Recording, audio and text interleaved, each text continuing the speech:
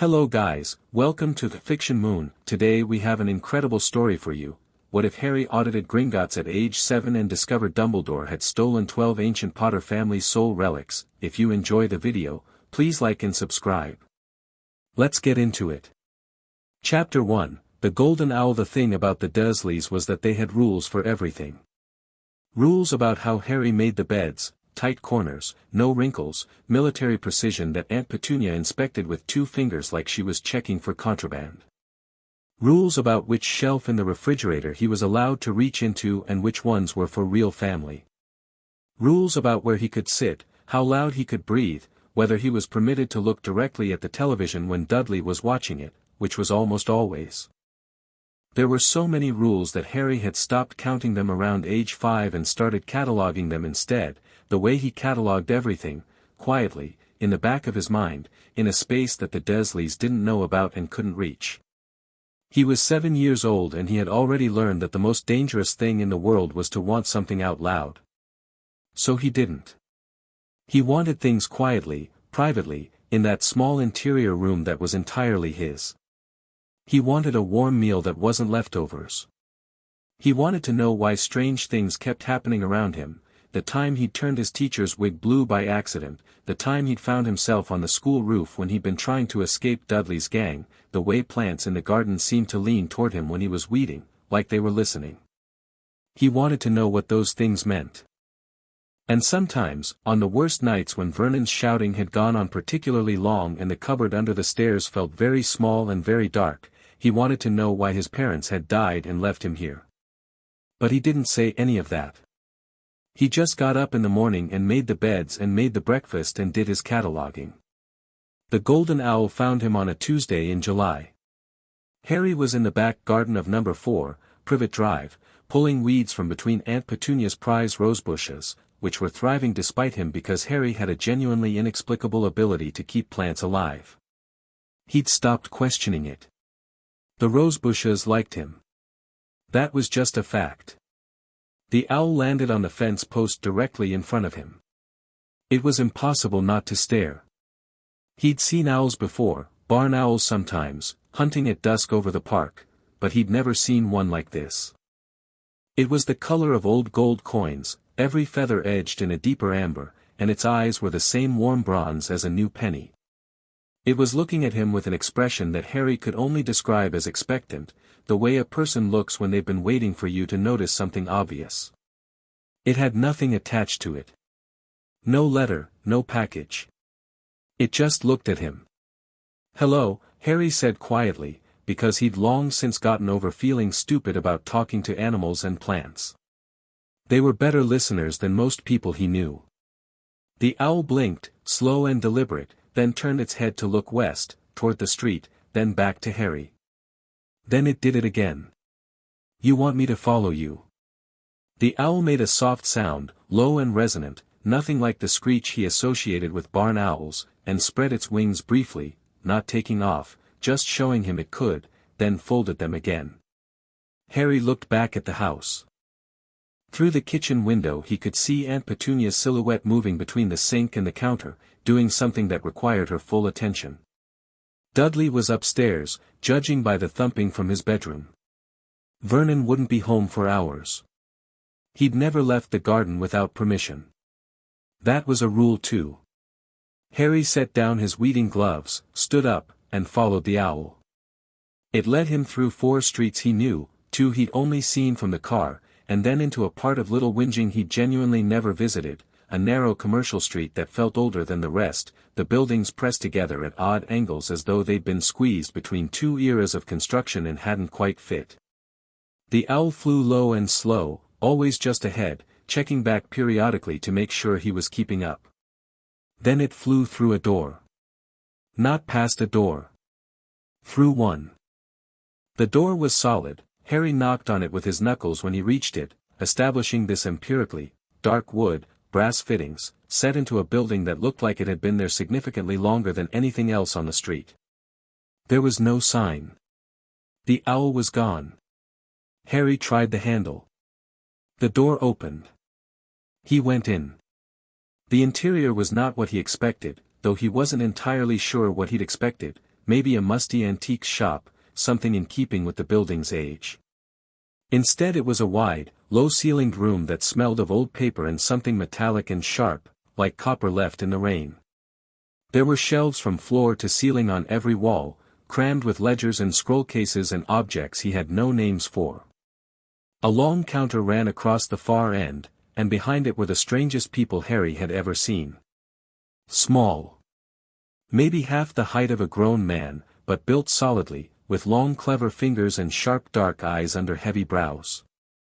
Their faces had something angular about them, pointed chins and high cheekbones, and they moved with a precision that made Harry think of watchmakers or surgeons. Goblins, he thought, from nowhere. The word surfaced in his mind with the certainty of a remembered dream, attached to nothing he could consciously explain. He knew the word goblin the same way he knew his own name, instinctively, as though it had always been there. One of the goblins at the counter had noticed him. The others were engaged with a pair of adults further down, but this one, young, Harry thought, though it was hard to judge, had fixed him with a look of pure, startled attention. "You're a child," the goblin said, and his voice was dry and precise. "Yes," Harry agreed. He looked around the room properly. "What is this place?" The goblin's eyes narrowed. "You don't know." "I followed an owl." There was a pause. The goblin set down the scroll he'd been reviewing with extraordinary deliberateness, the way someone puts something down when they need their hands free to deal with something unexpected. "What kind of owl?" "Gold," Harry said. "Really gold, not just, pale. Bronze eyes. About this big." He held his hands roughly a foot apart. The goblin was silent for 3 full seconds. Then he said, very quietly, something in a language Harry didn't recognize, and 2 of the other goblins at the counter looked up sharply. "Come to the counter, please," the first goblin said, his tone shifted into something Harry couldn't quite name.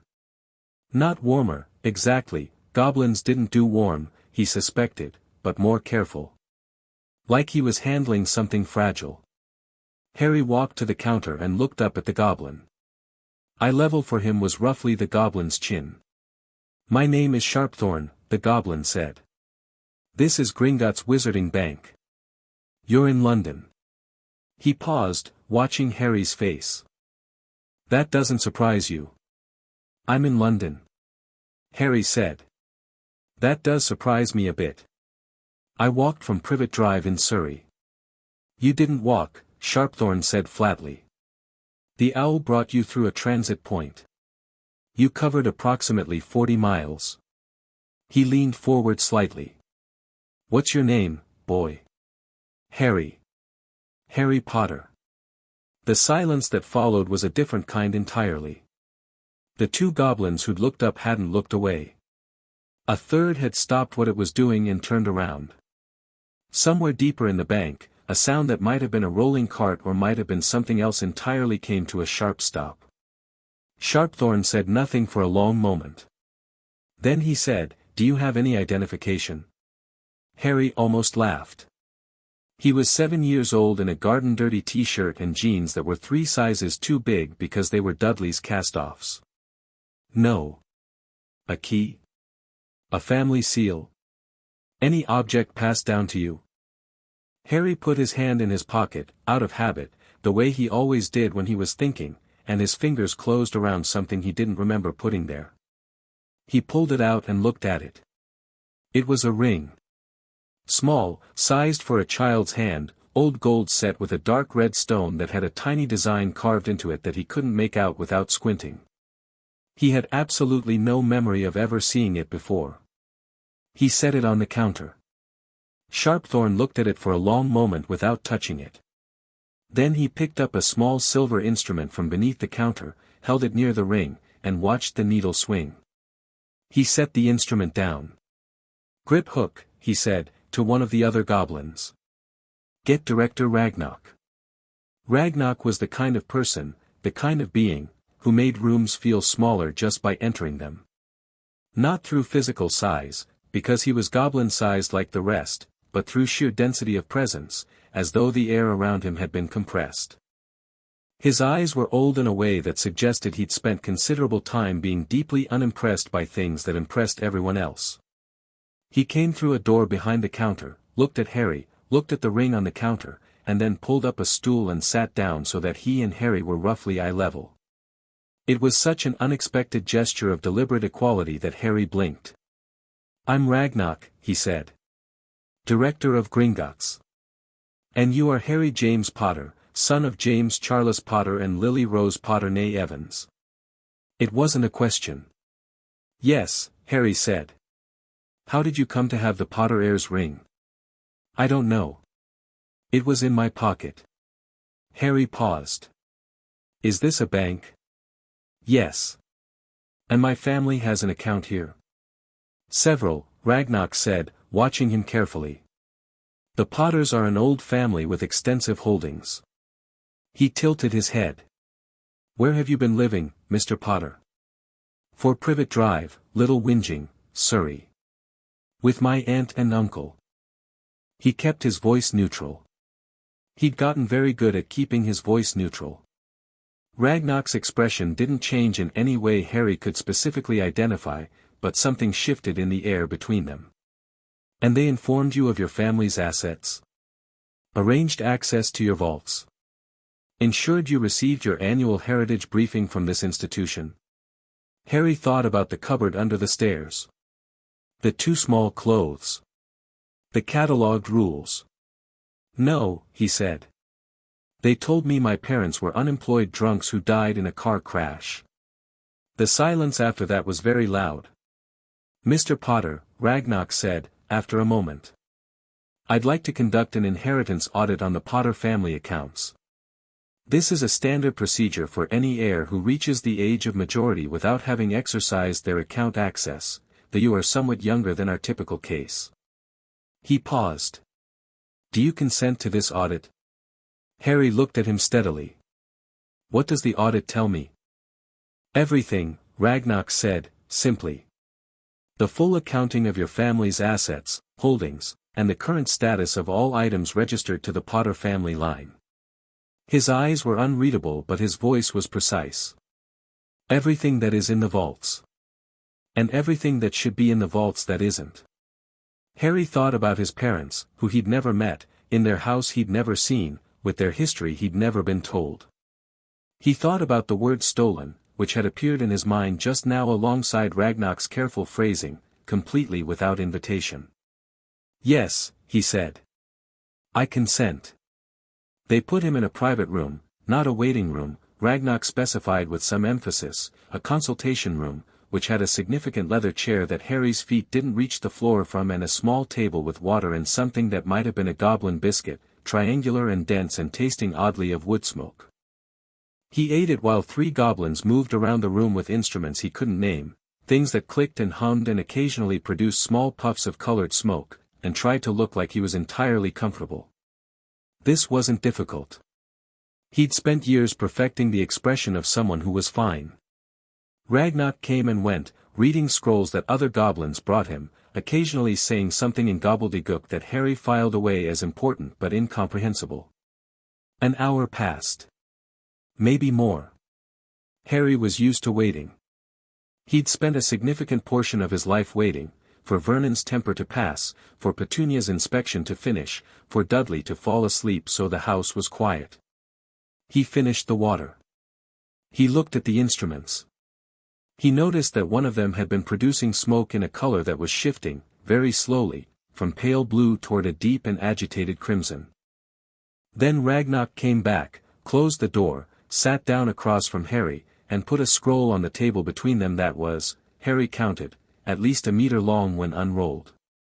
"I'm going to tell you several things," Ragnock said. "Some of them will be upsetting.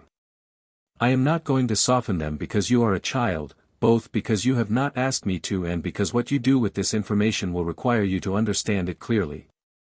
Do you have any objection to that approach?" "No," Harry said.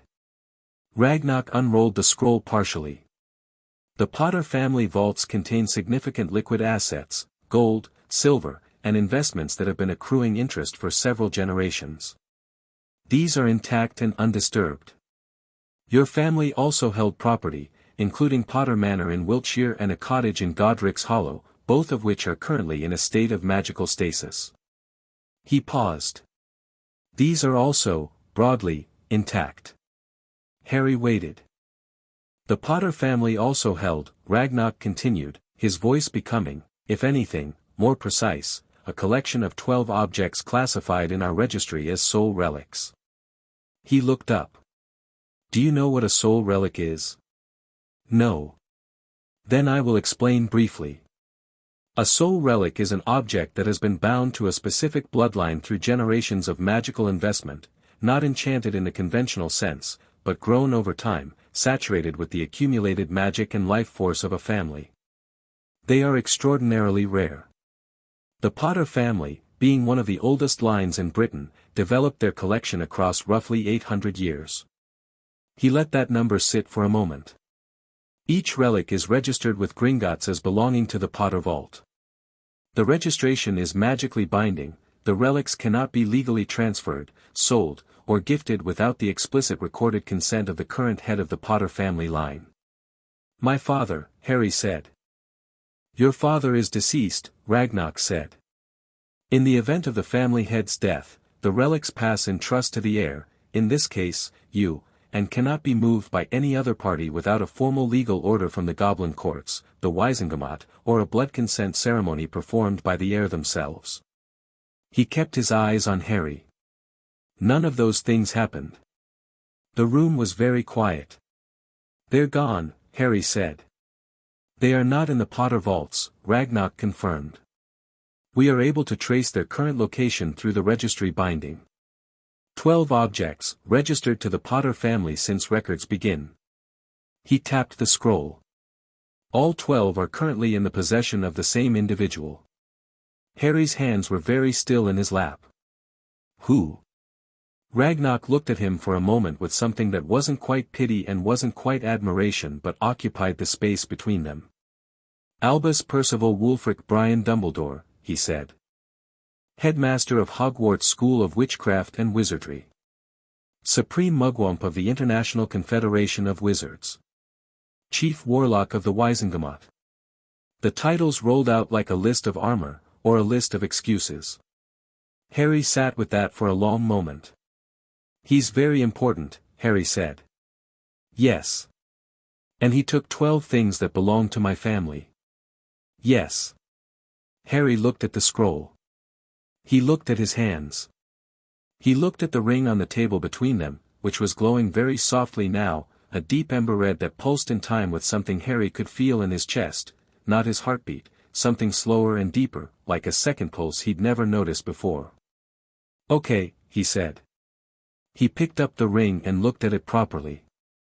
The design in the stone resolved when he looked closely, a stag, mid-leap, with something underneath it he couldn't make out. What can I do about it? Ragnarok was quiet for a moment. Then the corner of his mouth moved, barely, almost imperceptibly, in something that was not quite a smile but was perhaps the architecture of one. More than you might think, he said. Considerably more, in fact, Mr. Potter. He looked at the ring. Particularly if you were to put that on. Harry looked at the ring again. He looked at Ragnarok. He put it on. The room did not explode, which he counted as a positive sign. What happened instead was quieter and more profound, a warmth that started in his ring finger and spread up his arm and into his chest and then through his whole body, like stepping into a bath at exactly the right temperature. The red glow in the stone brightened to gold. And in his chest, that second pulse, the one he'd never noticed before, synchronized with it, and suddenly felt very loud and very certain, like something that had been speaking quietly for years had finally cleared its throat. On the ceiling above them, 3 crystal instruments that Ragnarok had set up during the audit and clearly forgotten about went off simultaneously, flooding the room with bright amber light and a tone like a struck bell that rang and rang and rang. Ragnarok stood up and looked at the instruments. Then he sat back down. He picked up the scroll and looked at it for a long moment. Mr. Potter, he said, very quietly.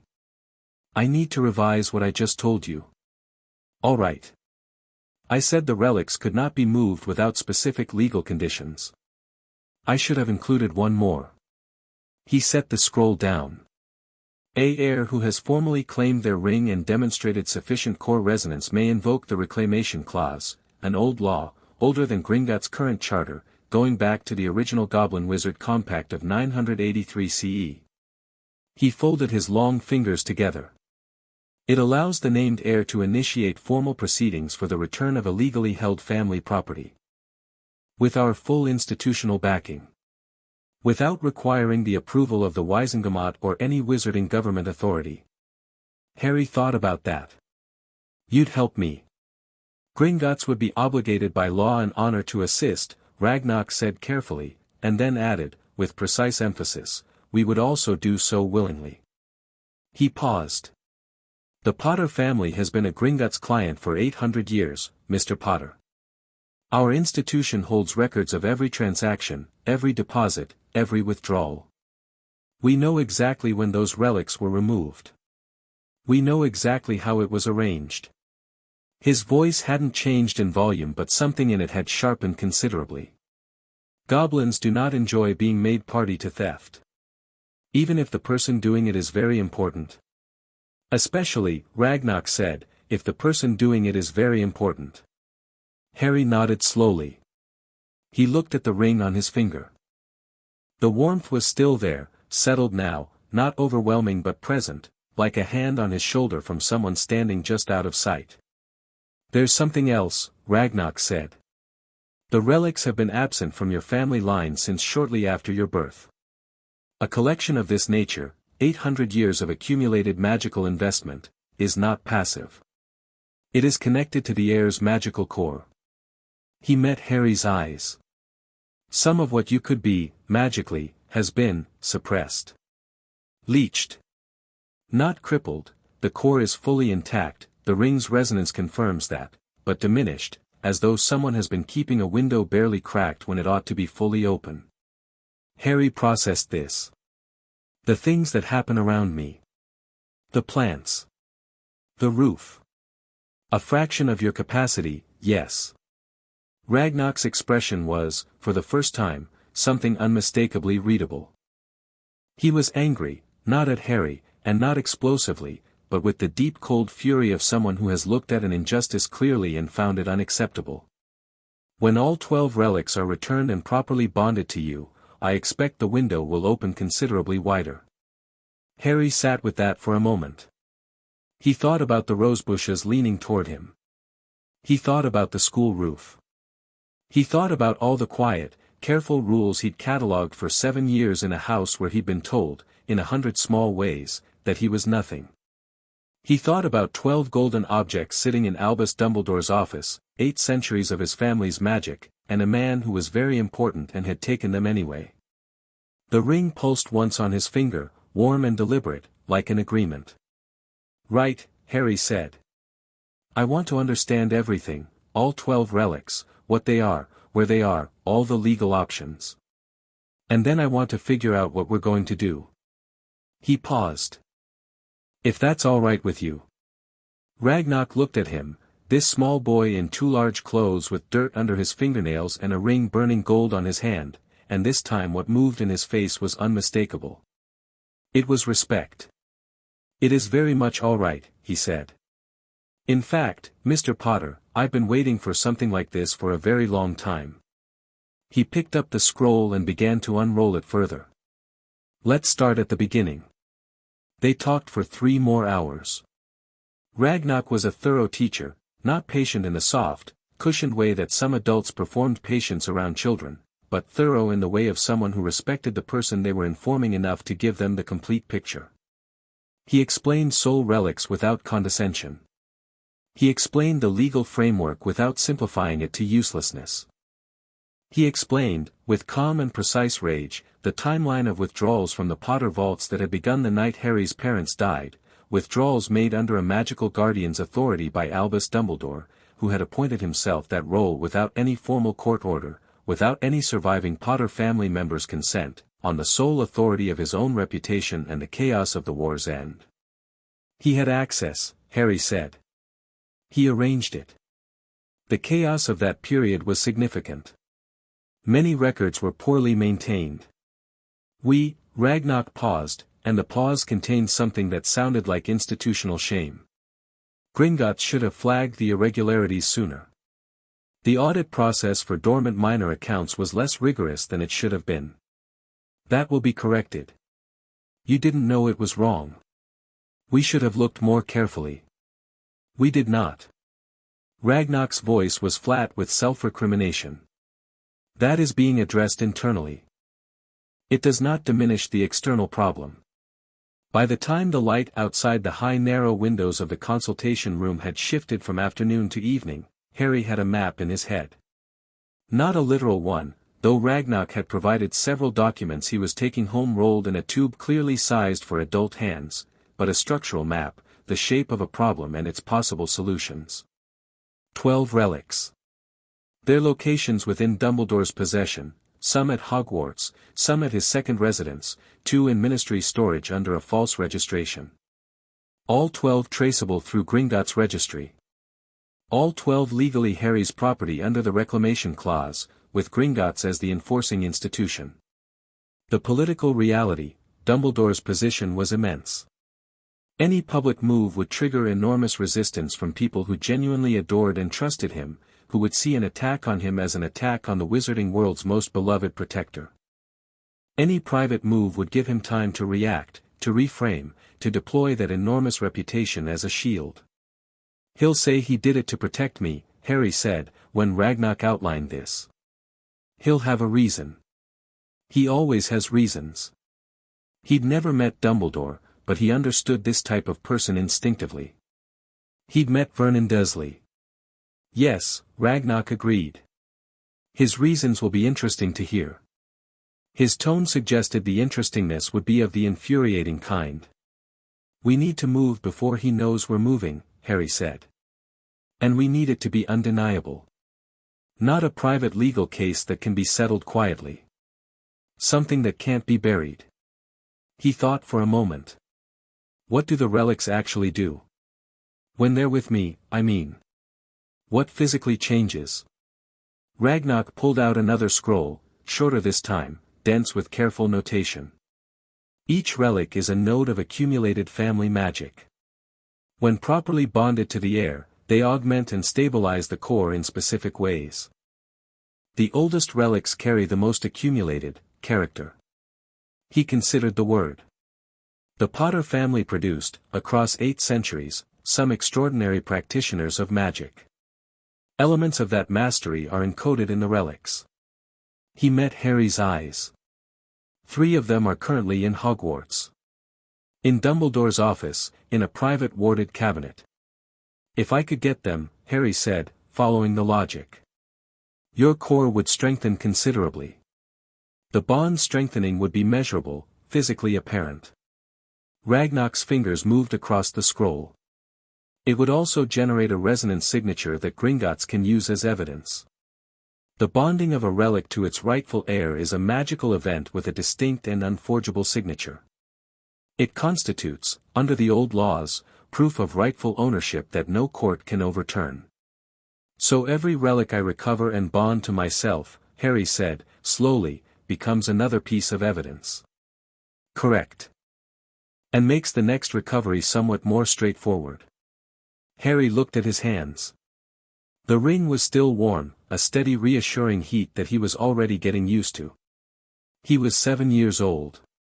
He was sitting in a goblin bank in London. He had a map of 12 stolen objects and a preliminary plan and the institutional backing of the oldest financial establishment in the wizarding world. He thought about the cupboard under the stairs. He thought about 800 years of his family's magic sitting in someone else's office. Okay, he said, with the calm of someone who has already decided something and is now just addressing logistics. I need to go back to Privet Drive tonight or they'll notice I'm gone and make things difficult. But I need to come back soon. He looked at Ragnock. Can I come back? Mr. Potter, Ragnock said, you are the heir to one of our oldest client families. You may come back whenever you wish. He pulled a small card from his jacket, deep red, with gold lettering, and set it on the table. My direct contact card. It will reach me regardless of where I am. A pause. I would suggest, for transit purposes, not walking 40 miles again. There is a transit point at the post office on Magnolia Crescent, 2 streets from Privet Drive. He pushed a small silver disc across the table. A transit token. Single use on the outbound trip, return is automatic once your identity is confirmed on arrival here. Harry picked up the card and the disc and put them in his pocket next to where the ring had appeared. He rolled up the tube of documents and tucked it under his arm. He paused before standing. The owl, he said. The golden one. What was it? Ragnarok looked at him for a moment. A Potter family familiar. Specifically, a messenger construct created by your great-great-grandmother and bound to the family line. It activates when the heir has need of the bank. He tilted his head slightly. It has not activated in 40 years. The last time it summoned someone to Gringotts, it brought your grandfather, Charles Potter, to arrange the original relic registry. He paused. It has apparently decided you have need. Harry thought about the owl's expectant bronze eyes. The way it had checked back to make sure he was following. It was right, he said. He stood up, shook Ragnarok's hand, the goblin's grip was firm and dry and equal, and walked out of Gringotts into the London evening, carrying 8 centuries of his family's history under one arm and something warm and certain burning on his finger. On the way back through the transit point, which turned out to be the postal sorting room of the Magnolia Crescent post office, guarded by a postwoman who was clearly a witch and said, "Ah, Potter, we've been expecting you," with a serenity that suggested this was entirely routine, he thought about what he was going to do. He was not angry. He noticed this as a fact about himself, turning it over to examine it. He'd expected to be angry, maybe, he'd felt the edge of something sharp when Ragnarok had said the name.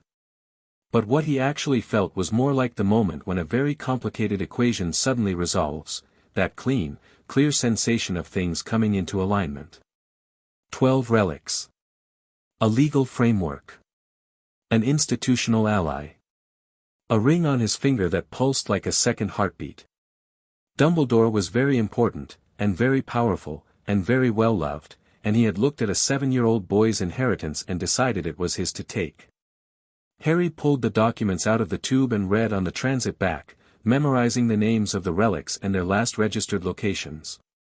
He read with the same focused attention he gave everything, cataloging, precise, thorough. By the time he slipped back into number 4 through the garden gate, the stars were out and Petunia was shouting his name from the kitchen window with escalating fury, and Harry had already decided on the order of operations. He tucked the documents under the loose board in the cupboard, the one hiding place they'd never found. The ring he kept on, it had, he noticed, become invisible to any casual glance, showing only when Harry chose to look at it directly. Good. That was convenient. He went inside. He accepted the scolding without reaction, absorbed the threats about being grounded for a week as pure information, ate the cold plate that had been left for him with the methodical efficiency of someone fueling a machine.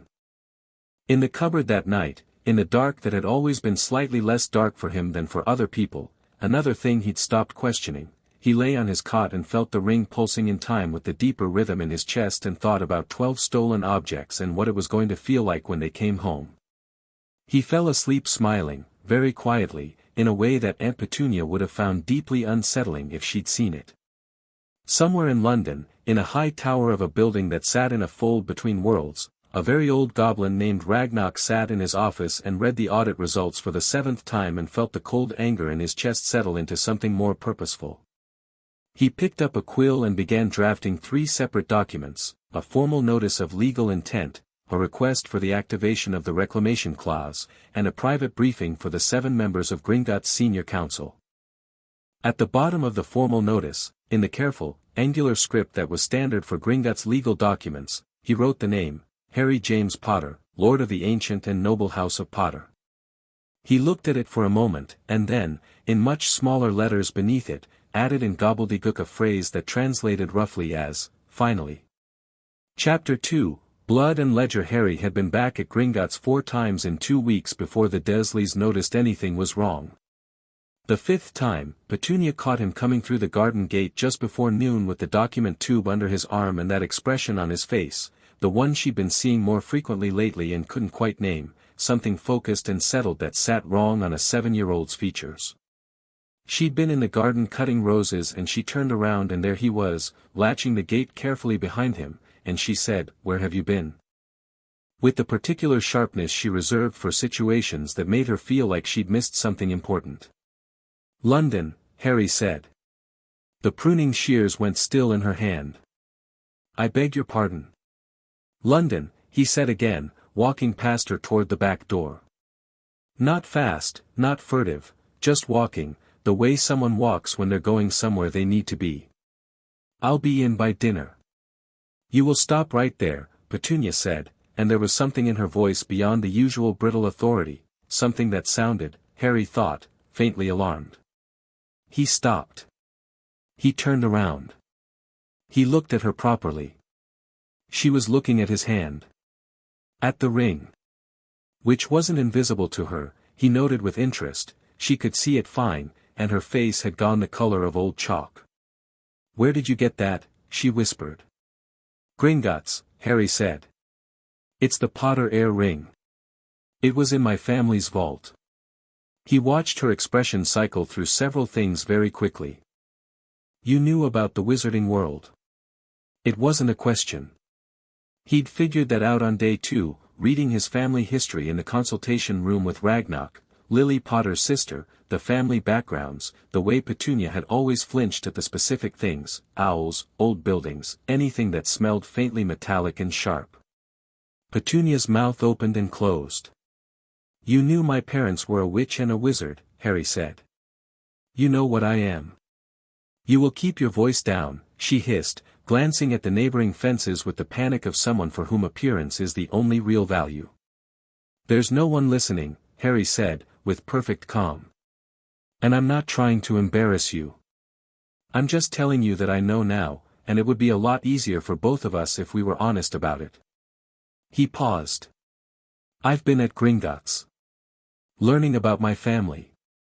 My actual family. I'll keep going, and I'll keep being home before dinner, and none of your neighbors will see anything unusual." He held her gaze. "I just need you to stop locking the garden gate." Petunia stared at him. She looked at the ring again.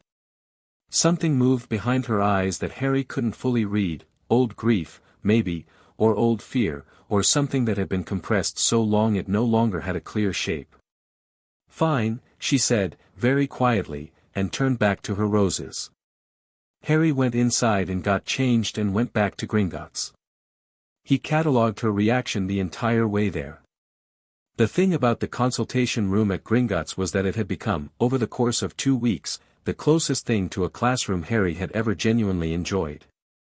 He'd always been quick at school, quick and careful, never obviously outpacing Dudley, which was its own kind of discipline, but this was different.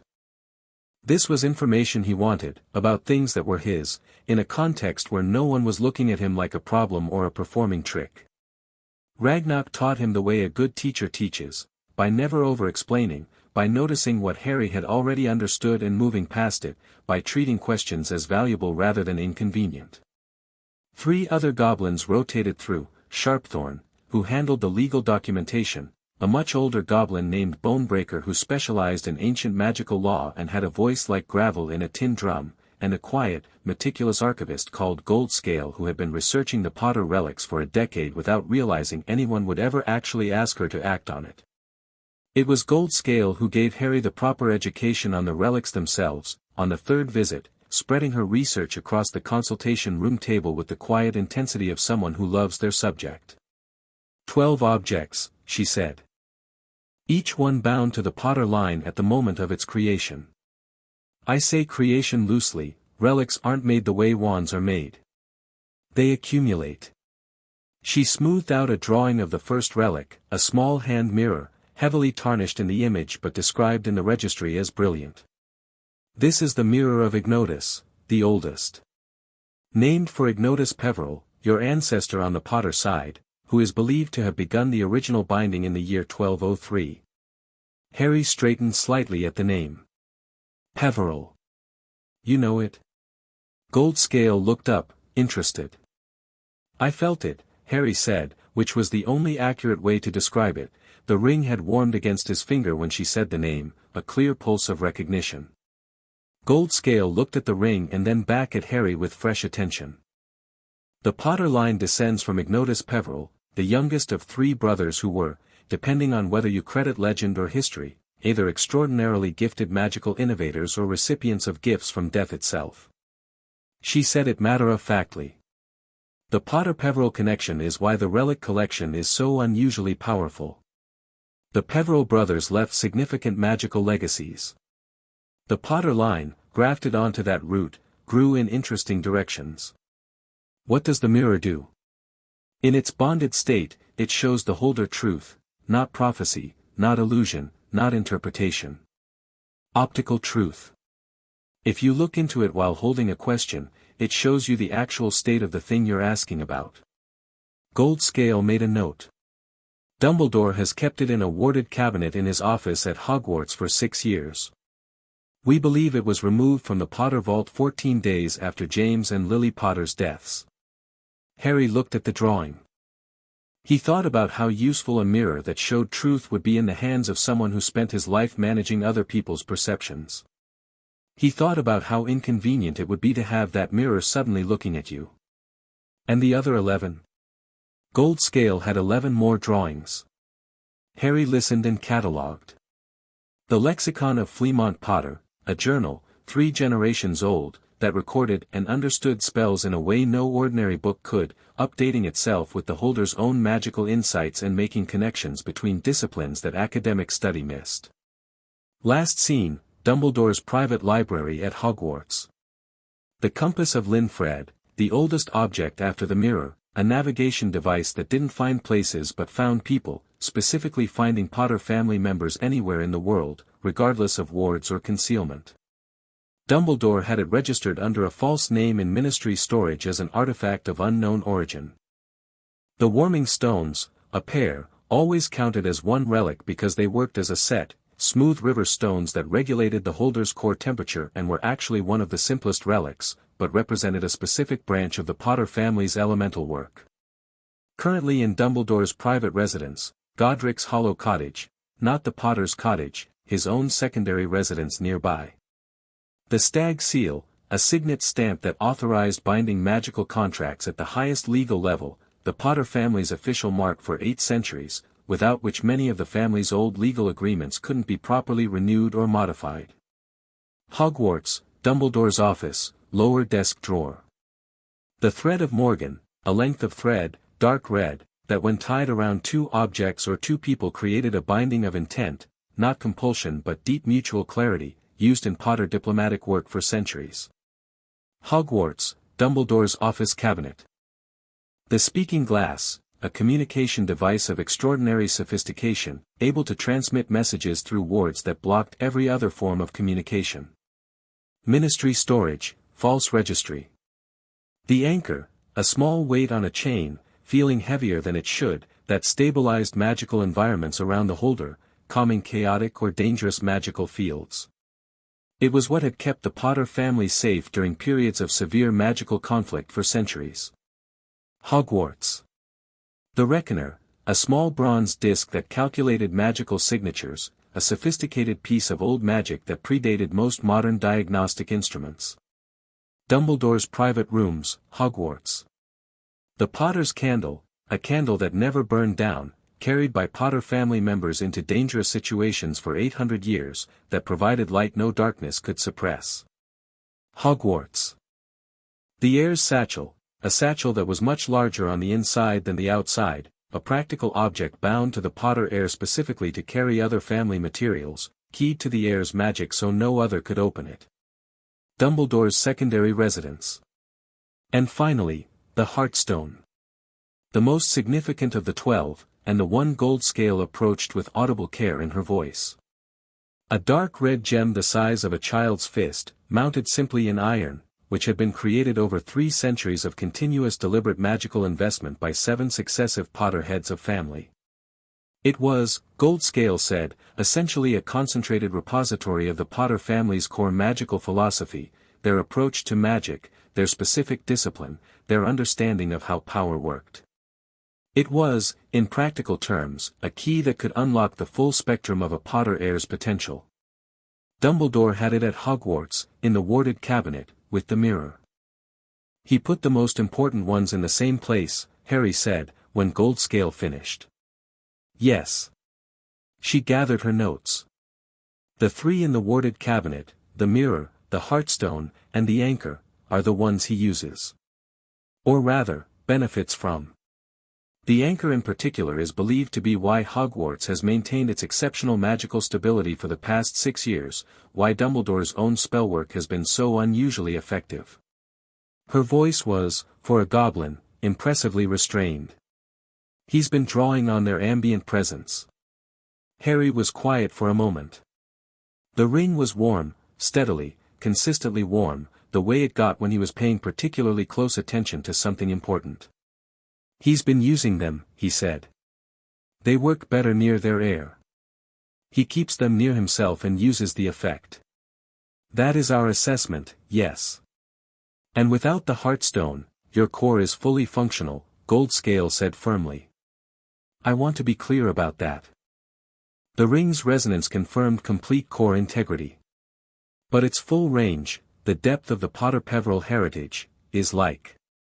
She searched for a comparison. A harp with 12 strings, 3 of which have been wound down so far below pitch that they don't vibrate when you play. The instrument works. But it's not playing the whole piece. Harry thought about that for a while. Can I ask something that might be a strange question, he said. You haven't asked a strange question yet, Goldscale said, which he thought might be the nicest thing anyone had said to him. When the relics come back, when they bond to me, is it going to feel like something I need to learn how to control? Or is it more like remembering something you forgot? Goldscale offered. Yes, he said, slightly surprised. She nodded. The relics are your family's magic. Not foreign power being added, your own capacity being returned. It won't feel like learning. It will feel like recognition. She paused. Though the initial moments of full bonding with the more powerful relics, particularly the Heartstone, may be somewhat intense. How intense? She looked at him. The last Potter to bond with the Heartstone for the first time reportedly set all the torches in the family manor alight simultaneously, melted the frost off every window in the building, and blew the doors of the wine cellar open with a concussive force that was felt 2 streets away. Harry considered this information. Right, he said. Good to know. On the 6th visit, Ragnarok brought in Bonebreaker for the formal legal strategy session, and they spread the case across the consultation table like a battle map, which is essentially what it was. The reclamation clause is our primary instrument, Ragnarok said, but its use is most effective when it's presented as a fait accompli, the relics already returned and bonded, the evidence complete, the legal argument already won, before the opposing party has time to prepare a counter-narrative. He folded his hands. If we file public notice first, Dumbledore's allies in the ministry will attempt to stall. They will claim procedural irregularities, they will question your age, they will raise every possible obstacle before a single relic is touched. So we move first, Harry said. Then file. Precisely, Bonebreaker said, in his gravel-tin voice. Goblin law has a principle, act vacrum, roughly translated as, the argument follows the fact. The fact of a rightful bonding cannot be undone by legal argument. It either happened or it didn't. If we have the bondings before the opposition finds its feet, their arguments become retroactive and lose significant force. Which means getting into Hogwarts, Harry said. Which presents logistical challenges, Ragnarok acknowledged. Hogwarts has some of the finest wards in Britain. However, and here he exchanged a look with Bonebreaker that Harry read as we have been looking forward to this part, wards are built to stop unauthorized access. The question of authorization is considerably more complex than most people assume. Bonebreaker unrolled a chart, a complex diagram of overlapping magical circles that Harry recognized, from his reading, as a ward schematic. Hogwarts' founding wards, laid by the four founders in approximately 990 CE, contain a specific provision for the heirs of founding-era families. The wards are not static, they're living documents, modified over time, but built on a foundation that can't be changed without dissolving and recharging the entire ward structure. He pointed to a specific section. The Potter line is listed, in the original ward record, as a family with open access rights to Hogwarts grounds. This was standard for the dozen or so families who assisted Godric Gryffindor in establishing the school. Harry looked at the chart. So the wards let me in. The founding layer does, yes. Every subsequent layer would as well, because they're built on top of the founding layer and can't contradict its base permissions without collapsing their own structure. Bonebreaker tapped the chart. Dumbledore has excellent wards on his specific quarters within Hogwarts, but they sit atop the founding layer like furniture on a floor. The floor recognizes you. The furniture is another matter. How do we handle the furniture? Harry asked. Ragnarok reached under the table and produced a small wooden case. He opened it. Inside, on a velvet cushion, was a key, not a vault key. This one was older, heavier, carved from something that looked like dark bone, with Potter's stag worked into the bow. The Potter Foundation key, Ragnarok said. Found in your vault during the audit. We theorize it was overlooked by Dumbledore because it's keyed to Potter blood and appeared to him as a blank piece of bone. He pushed the case toward Harry. It interfaces with the founding layer of Hogwarts wards. It will not open every door in the castle, but it will open the interior wards around the headmaster's office and private quarters, which are among the oldest continuously occupied spaces in the building and therefore still sit on direct founding layer access points. Harry picked up the key. It was warm immediately, like the ring. He turned it over in his hands. When? He asked. Hogwarts is largely empty in summer, Ragnarok said. Skeleton staff only. Dumbledore himself is in residence. He remains at Hogwarts through most of summer, but the castle is otherwise unoccupied. So there are no students to worry about, Harry said. Just Dumbledore. And the staff. The castle itself may present some personality, Bonebreaker said, which Harry filed under cryptic but probably important. Hogwarts has a degree of autonomous sentience.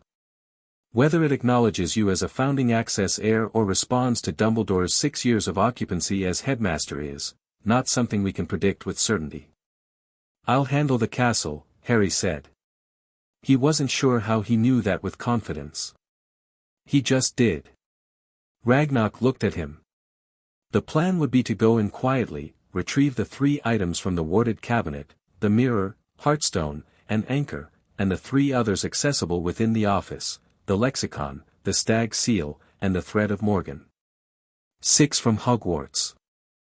The speaking glass and the compass from Ministry storage requires a separate approach. He paused. And the 2 from Dumbledore's secondary residence in Godric's Hollow, the warming stones and the heir's satchel, would be a 3rd operation. And the Potter's candle and the reckoner, Harry said. You mentioned those are also at Hogwarts. Yes. 8 from Hogwarts total. So we do Hogwarts first, Harry said. Get 8. Then we're in a much stronger position for the other 4. He looked at the foundation key. How do I get to Hogwarts from here? Ragnarok looked at Sharpthorn, who had appeared silently in the doorway partway through the discussion with a tray of tea that he set on the table with the precision of someone who has been waiting for this exact moment. Gringotts has a secondary tunnel terminus in Hogsmeade, Sharpthorn said, pouring with geometric efficiency. We maintain it for transport of vault contents to and from school year transactions. He set a cup in front of Harry. It is, theoretically, for institutional use only. He paused. However, the heir to the oldest client family in our care, pursuing the return of stolen property with our full institutional backing, is arguably institutional business. Arguably, Ragnarok said drily, which coming from a goblin was essentially a declaration of joyful certainty. Harry wrapped his hands around the teacup. It was very strong and had no milk and tasted of iron and honey and was, for some reason, exactly right. He thought through the plan from start to finish, looking for gaps. "What about Dumbledore?" he said. "He's in the castle. He'll notice." "Not immediately," Ragnarok said. "The warded cabinet will register as opened when you take the items, but the registration will show Potter blood access, which the cabinet, being originally a Potter family piece placed in the office by James Potter's father, will recognize as valid. The alarm, if one sounds, will be ambiguous. By the time it's investigated, you'll be back in the tunnels. And when he figures it out," Harry said. "Because he will. He'll notice they're gone. He's not stupid." "No," Ragnarok said. "He's genuinely not. That's what makes this interesting." He met Harry's eyes. "When he notices, the relics will already be bonded to you. The evidence is already created. We file the legal notice the same day you retrieve the first batch, immediately after the bondings are confirmed. By the time Dumbledore is certain of what's happened, he has already received formal Gringotts notification that he is in violation of the Reclamation Clause and that the Potter family is pursuing full legal remedy under the Goblin-Wizard Compact of 983 CE. And he can't give them back," Harry said, following it through. "Because they're already bonded. Attempting to remove a bonded relic from an heir is physically harmful to the relic and legally constitutes assault," Bonebreaker said, with distinct satisfaction. "Under the old laws, it's equivalent to attacking the heir's body directly." Harry sat back and looked at the ceiling for a moment. He thought about Dumbledore in his office with his 12 relics and his enormous reputation and his very comfortable certainty that everything was under control. He thought about what it would feel like to have that certainty interrupted. "He'll want to talk to me," Harry said. "After. He'll want to explain. Offer a reason. He will want to manage the situation," Ragnarok said, which was precisely what Harry had been thinking. "He is experienced at management. So we don't give him the opportunity until we're ready for it," Harry said. "Until all 12 are back. Then whatever he wants to say, he can say it in front of everyone." He paused. "In the Wizengamot." The goblins were quiet for a moment. "That," Bonebreaker said, "would be a significant move. He stole from a 7-year-old, Harry said. "Whatever his reasons are, they should be interesting enough for everyone to hear." He picked up the foundation key again, feeling its warmth. "The Wizengamot, can I address them?" "Formally?" "As Lord Potter?" "As Lord Potter Peveril, under formal recognition of Goblin law, yes," Ragnarok said slowly. "Goblin recognition of a house's lordship precedes wizarding recognition in the old compact. The Wizengamot must acknowledge it." He was quiet for a moment. "You would be the youngest lord to address them in recorded history. Possibly in unrecorded history." "Good," Harry said. "I want them to think about that when I'm speaking." He drank his iron and honey tea and looked at the ward schematic and began asking specific questions about the tunnel route to Hogsmeade, and Sharpthorn started making notes with the focused efficiency of a goblin who has found his purpose, and Ragnarok looked at this small boy in slowly improving clothes. He'd been given access to an advance from his vault on the 3rd visit, enough to buy things that actually fit, which had visibly pleased him in a way he tried to conceal and failed, and thought, not for the first time and certainly not for the last, that the wizarding world had genuinely no idea what was coming. 3 days before the Hogwarts operation, a letter arrived at Gringotts addressed to Ragnarok. He read it twice and then brought it to Harry. It was from Albus Dumbledore. The handwriting was elegant, the phrasing warm and avuncular, and it said, in essence, that Dumbledore had heard, through channels he didn't specify, that Harry Potter had made recent contact with Gringotts and that he wanted to arrange a meeting at the earliest opportunity to help Harry understand his family's situation and ensure his future was properly planned for. "He knows I've been here," Harry said. "He knows you've made contact. He may not know the full extent of what we've discussed. Ragnar set the letter on the table. Someone in the ministry or the bank may have passed word. We are investigating. Harry read the letter again. The warmth of it, the concern of it, your well-being is my primary consideration, Harry, and I hope we can meet soon to ensure you're receiving proper guidance and care. It was very well done. If he'd been a different child, if he'd grown up in a different house, if he'd had any particular inclination toward trusting powerful adults, it probably would have worked on him. Instead he noticed what wasn't in it, no acknowledgement that Gringotts would have told him about the audit. No acknowledgement of the relics at all. Just warmth and concern and guidance, arranged around a careful absence. He wants to talk to me before I know too much, Harry said. He thinks I've just discovered there's a wizarding world and a family vault, and he wants to get to me first and frame everything before I find out the rest. That is my reading as well, Ragnar said. He's too late, Harry said. Considerably too late, yes. Harry turned the letter over. On the blank back, he wrote 3 words in careful block letters, not yet. Soon. He folded it and handed it back to Ragnar. Can you send that back to him? Ragnar looked at the 3 words. The corner of his mouth moved. With pleasure, he said. That evening, Harry went back to Privet Drive and had, for the first time, a conversation with Petunia that was not transactional. She was in the kitchen when he came in, and she looked at him with that new expression she'd been wearing, something between suspicion and something else, something older and more complicated. You've been to the bank again, she said. Not accusing. Yes. He sat down at the kitchen table. Can I ask you something? She set down the dish towel very slowly. What? Do you know what soul relics are? The color in her face did something interesting. Where did you hear that? Gringotts. They're objects belonging to my family. My mum's family too, technically, she married into the Potter line and the records updated. He watched her face. Did you know about them? Petunia sat down, which she'd never done at the kitchen table when Harry was at it. She sat down and folded her hands and looked at them for a moment.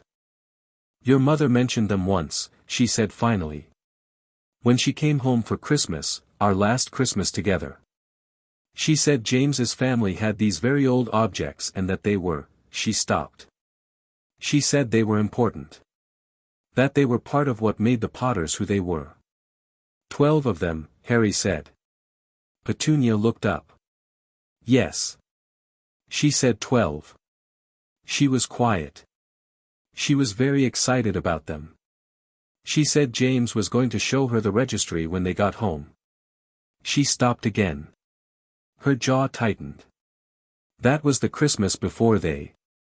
She didn't finish.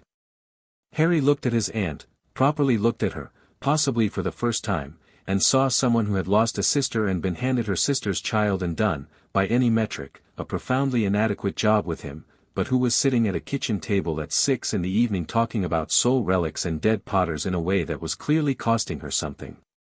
Someone took them, Harry said. After my parents died. Petunia stared at him. I'm getting them back, he said. I want you to know that. She was quiet for a long time.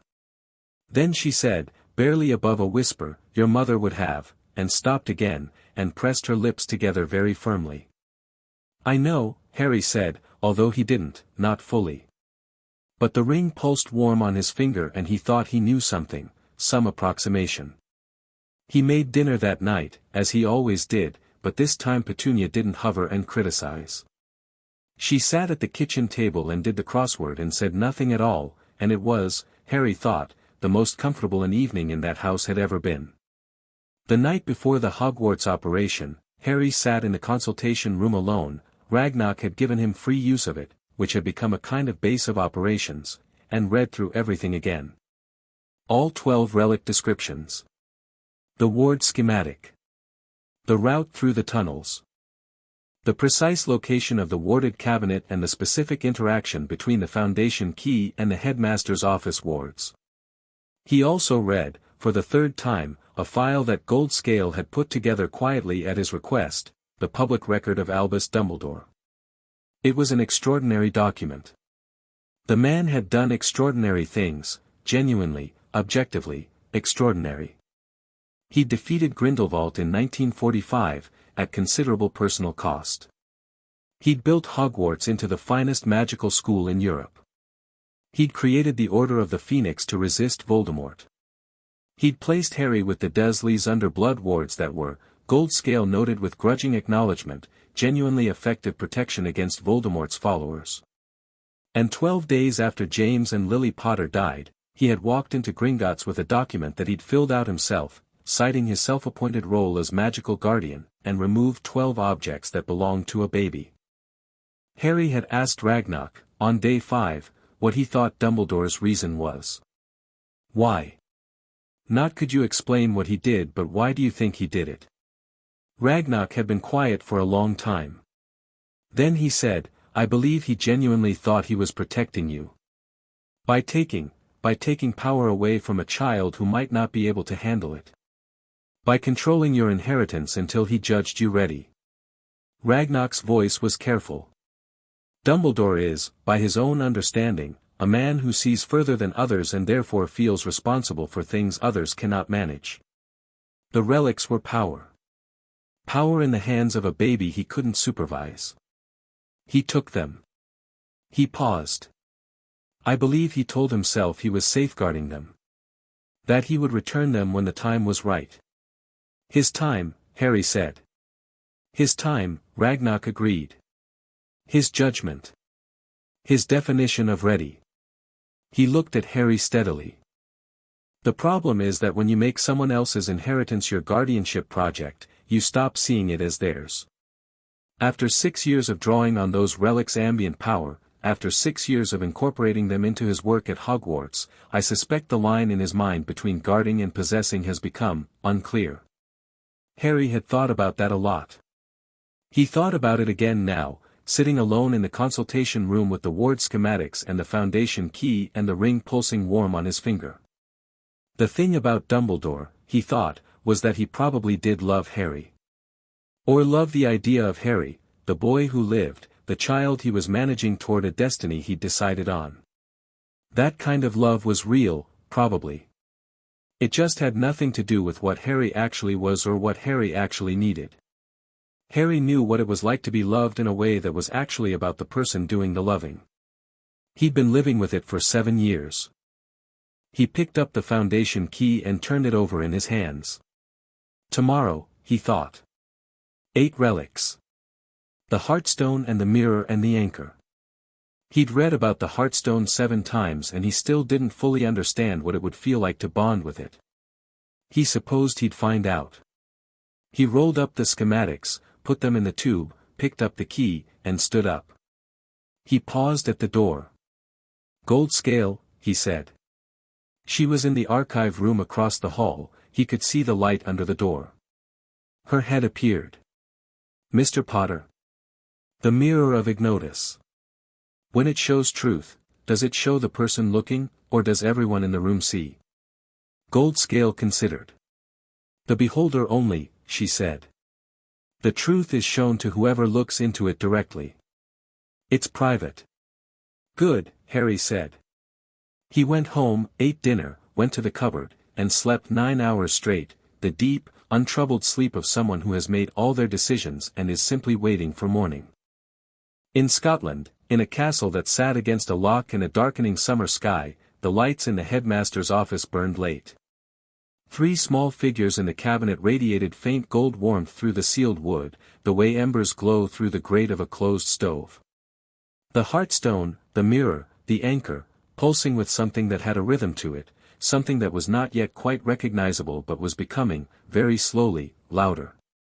The headmaster sat at his desk and read a return letter that contained 3 words, and his face showed very little, because he had spent 90 years learning to show very little.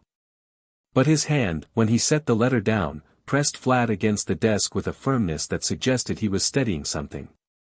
He sat that way for a long time, looking at the cabinet. Then he picked up his quill and began writing a second letter, not to Harry, this time, but to someone else. Someone he trusted. Someone he felt he might need soon. In the Potter Foundation key's bow, the stag caught the faint light from the consultation room's single torch, mid-leap, certain and unafraid. Chapter 3, What the Castle Remembers. The tunnel from Gringotts to Hogsmeade took 40 minutes and smelled of deep earth and old magic and something Harry couldn't name, mineral and cold, like the inside of a geode, if geodes had opinions. The cart that carried him wasn't like the standard vault carts. This one was larger, steadier, built for long travel, and it moved through the mountain's heart with the quiet certainty of something that had made this journey 10,000 times. Ragnock sat across from him, which Harry hadn't expected. "You're coming," he'd said, when the director had climbed into the cart at the tunnel entrance. "Gringotts' institutional presence is required for the reclamation to carry full legal weight," Ragnock said, adjusting his jacket with the precision of someone who has prepared for exactly this. "And I have not left the bank on active business in 11 years. He settled back. "I find I am willing to make an exception." Harry looked at him. "You want to see it?" "I want to ensure it is done correctly," Ragnock said, and then, with the precision of someone who dislikes imprecision even in their own statements, added, "And yes. I want to see it." Sharpthorn had stayed behind to manage the legal filing. The formal notice would go out the moment Harry sent word from Hogsmeade that the first relic was bonded. Goldscale was in the archive, assembling the complete evidence package that would accompany the notice. Bonebreaker was drafting the Wisengamot petition. The machine was running. Harry sat in the cart with the Foundation key in his pocket and the ring on his finger and watched the tunnel walls go past, ancient stone, seamed with mineral deposits that caught the cart's lamp in brief flashes of silver and copper, and felt completely calm. He'd done anxious. He'd done it for 7 years, that low-grade constant vigilance of life at Privet Drive, always reading the room, always calculating. This wasn't that. This was the other side of the same coin, all that cataloging, all that precise attention, being used for something that actually mattered. "Tell me about the castle," he said. "What it will feel like when we get in." Ragnock considered this properly, which Harry appreciated. He never gave reflexive answers. "Hogwarts is old enough that it has something like memory. It doesn't think the way we do, but it responds. It recognizes. The founding ward layer that grants you access is essentially the castle's oldest memory. It recorded your family's name at the building's creation and that record doesn't forget." He paused. "Whether it welcomes you is another question. It will know you're not a student. It will know your intent. And if it decides my intent is acceptable, then it will be cooperative in ways that are difficult to quantify. Doors will be where you need them. Corridors won't disorient you. The castle has a fondness for certain things, justice, specifically. The founders disagreed on many points but they agreed on that." Something shifted in Ragnock's expression, brief and private. "There are old accounts of the castle itself intervening when something was badly wrong within its walls. Not dramatically. Subtly. A door that seals. A staircase that redirects. A sound that wakes someone at the right moment." "You think it knows about the relics," Harry said. "I think it has known for 6 years," Ragnock said, "and has been waiting for someone who could do something about it." The cart moved through a section of tunnel where the stone had been carved in an older style, crude, deep cuts, very early goblin work, and Harry thought about that. A castle that remembered. A castle that had a name on its oldest list and had been waiting for that name to show up and act. He thought he understood that feeling. Hogsmeade at dawn was grey and very quiet. They came up through the floor of a Gringotts storage building on the edge of the village, a squat stone structure with no signage, the kind of building that arranges itself to be overlooked, and stepped out into morning air that smelled of heather and cold water and the faint edge of wood smoke from early fires. The castle was visible from here, rising out of the morning mist above the loch, and Harry stopped for a moment just to look at it properly. He'd seen pictures in the history files at Gringotts, architectural surveys, ward schematics with the castle's outline marked in careful notation, but pictures hadn't captured this. The sheer age of it. The way it sat in the landscape, not like something built but like something that had grown there, the towers rising from the rock as naturally as the crags around it. Windows lit amber from within against the grey morning sky. The lock below it flat and dark as a mirror. Something in his chest responded to it.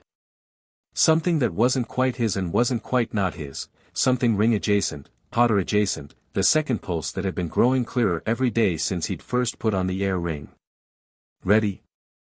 Ragnar said. "Yes," Harry said, and they walked toward the castle. The path up from Hogsmeade to the main gates was wide enough for two and lined on both sides with low stone markers that Harry recognized from Goldscale's historical notes as Foundation-era boundary stones, each one inscribed with the names of the 4 founders and the 12 families who had contributed to Hogwarts' creation. He found Potter on the 4th marker they passed. The name was carved deep and clean, worn by time but still clear. He touched it briefly as he walked past, and the ring pulsed so strongly that he felt it in his teeth. The gates were closed. Enormous, wrought iron, worked with magical symbols that Harry couldn't read but that the Foundation key recognized immediately. It grew warm in his pocket before he reached for it, warming steadily as they approached, until when he held it up before the gate it was nearly hot. He pressed it against the lock. The gates opened inward with a sound like a very old door, a deep, structural sound, not the screech of reluctant iron but the solid thunk of something that has been waiting in position and now moves deliberately, and Harry and Ragnar walked into Hogwarts. The grounds in summer were different from anything Harry had read about. No students, no noise, the grass long and damp with morning dew, the greenhouses dark. But the castle itself, even from the outside, approaching the main doors, had a quality that was hard to name. A kind of attention. The feeling of being in a space that was aware of you. Harry had felt something like this before, he realized. The rosebushes on Privet Drive. But much, much larger. The main doors opened before they reached them. Not dramatically, not swinging wide with a boom, not creaking ominously. They just opened, 1 degree at a time, smoothly and without fuss, the way a door opens for someone expected. "There we are," Ragnar said, quietly. They went in. The entrance hall was vast and shadowed and smelled of centuries, stone and old wood and the residue of 10,000 meals and spells and arguments and epiphanies. The house hourglasses stood empty and dormant. The staircases were still. Harry stood in the center of the entrance hall and felt the castle feel him back. It was the only way to describe it. Something moved through the air, not wind, not sound, but something, touching him the way the plants touched him, with that leaning-in quality, that listening quality. He felt it recognize the ring. He felt it go very still in a specific way, like a person who has just remembered something they'd put away. Then the warmth in the ring doubled, and a single torch on the wall to his left, unlit, dormant since summer began, burst suddenly into flame. Said Ragnar. "I think that's a yes," Harry said. They moved through the castle with a confidence that had nothing to do with familiarity. Harry had never been here before, and everything to do with the fact that the castle seemed to agree about where they were going. Corridors that should have been confusing were simple. A staircase that Harry was fairly sure moved on normal days was perfectly still, and it led them up to the 7th floor in a direct, sensible route that Ragnar, checking against the schematic, confirmed was the most direct possible path. "This shouldn't be this easy," Ragnar said, studying the schematic and the corridor they were standing in. "The 7th floor should have 2 unnecessary turns based on the castle's standard layout." "It likes us," Harry said. "It likes you," Ragnar corrected, but not unpleasantly. The headmaster's office was at the end of a corridor that felt older than the rest. The stone here had a different texture, denser, more deliberate, the work of the original builders rather than later additions. There was a stone gargoyle beside the door, dormant in Dumbledore's absence, and a door behind it that was very solidly shut and layered with wards that Harry could feel as a kind of pressure in the air. He pulled out the Foundation key. The wards didn't fight it. They recognized the key the way the gates had, with a kind of startled acknowledgement, like discovering that the lock you changed still fits the original key because the original key is older than the lock. The pressure in the air unwound itself, methodically and completely, and the gargoyle stepped aside without waking, and the door swung open. Harry looked at Ragnock. Ragnock looked at the open door with an expression that suggested he was revising some prior assumptions. "After you," he said. Dumbledore's office was exactly what Harry had expected and also nothing like it. He'd expected the disorder of a powerful person's working space, papers everywhere, experiments half-finished, the accumulated clutter of decades. What he found was something more curated than that. Orderly in a specific way that spoke not of tidiness but of control, everything had a place, everything in its place, and the arrangement was designed not for ease of use but for management of impression. Portraits of past headmasters lined the walls, all asleep at this hour. Silver instruments on the desk and side tables, whirring quietly.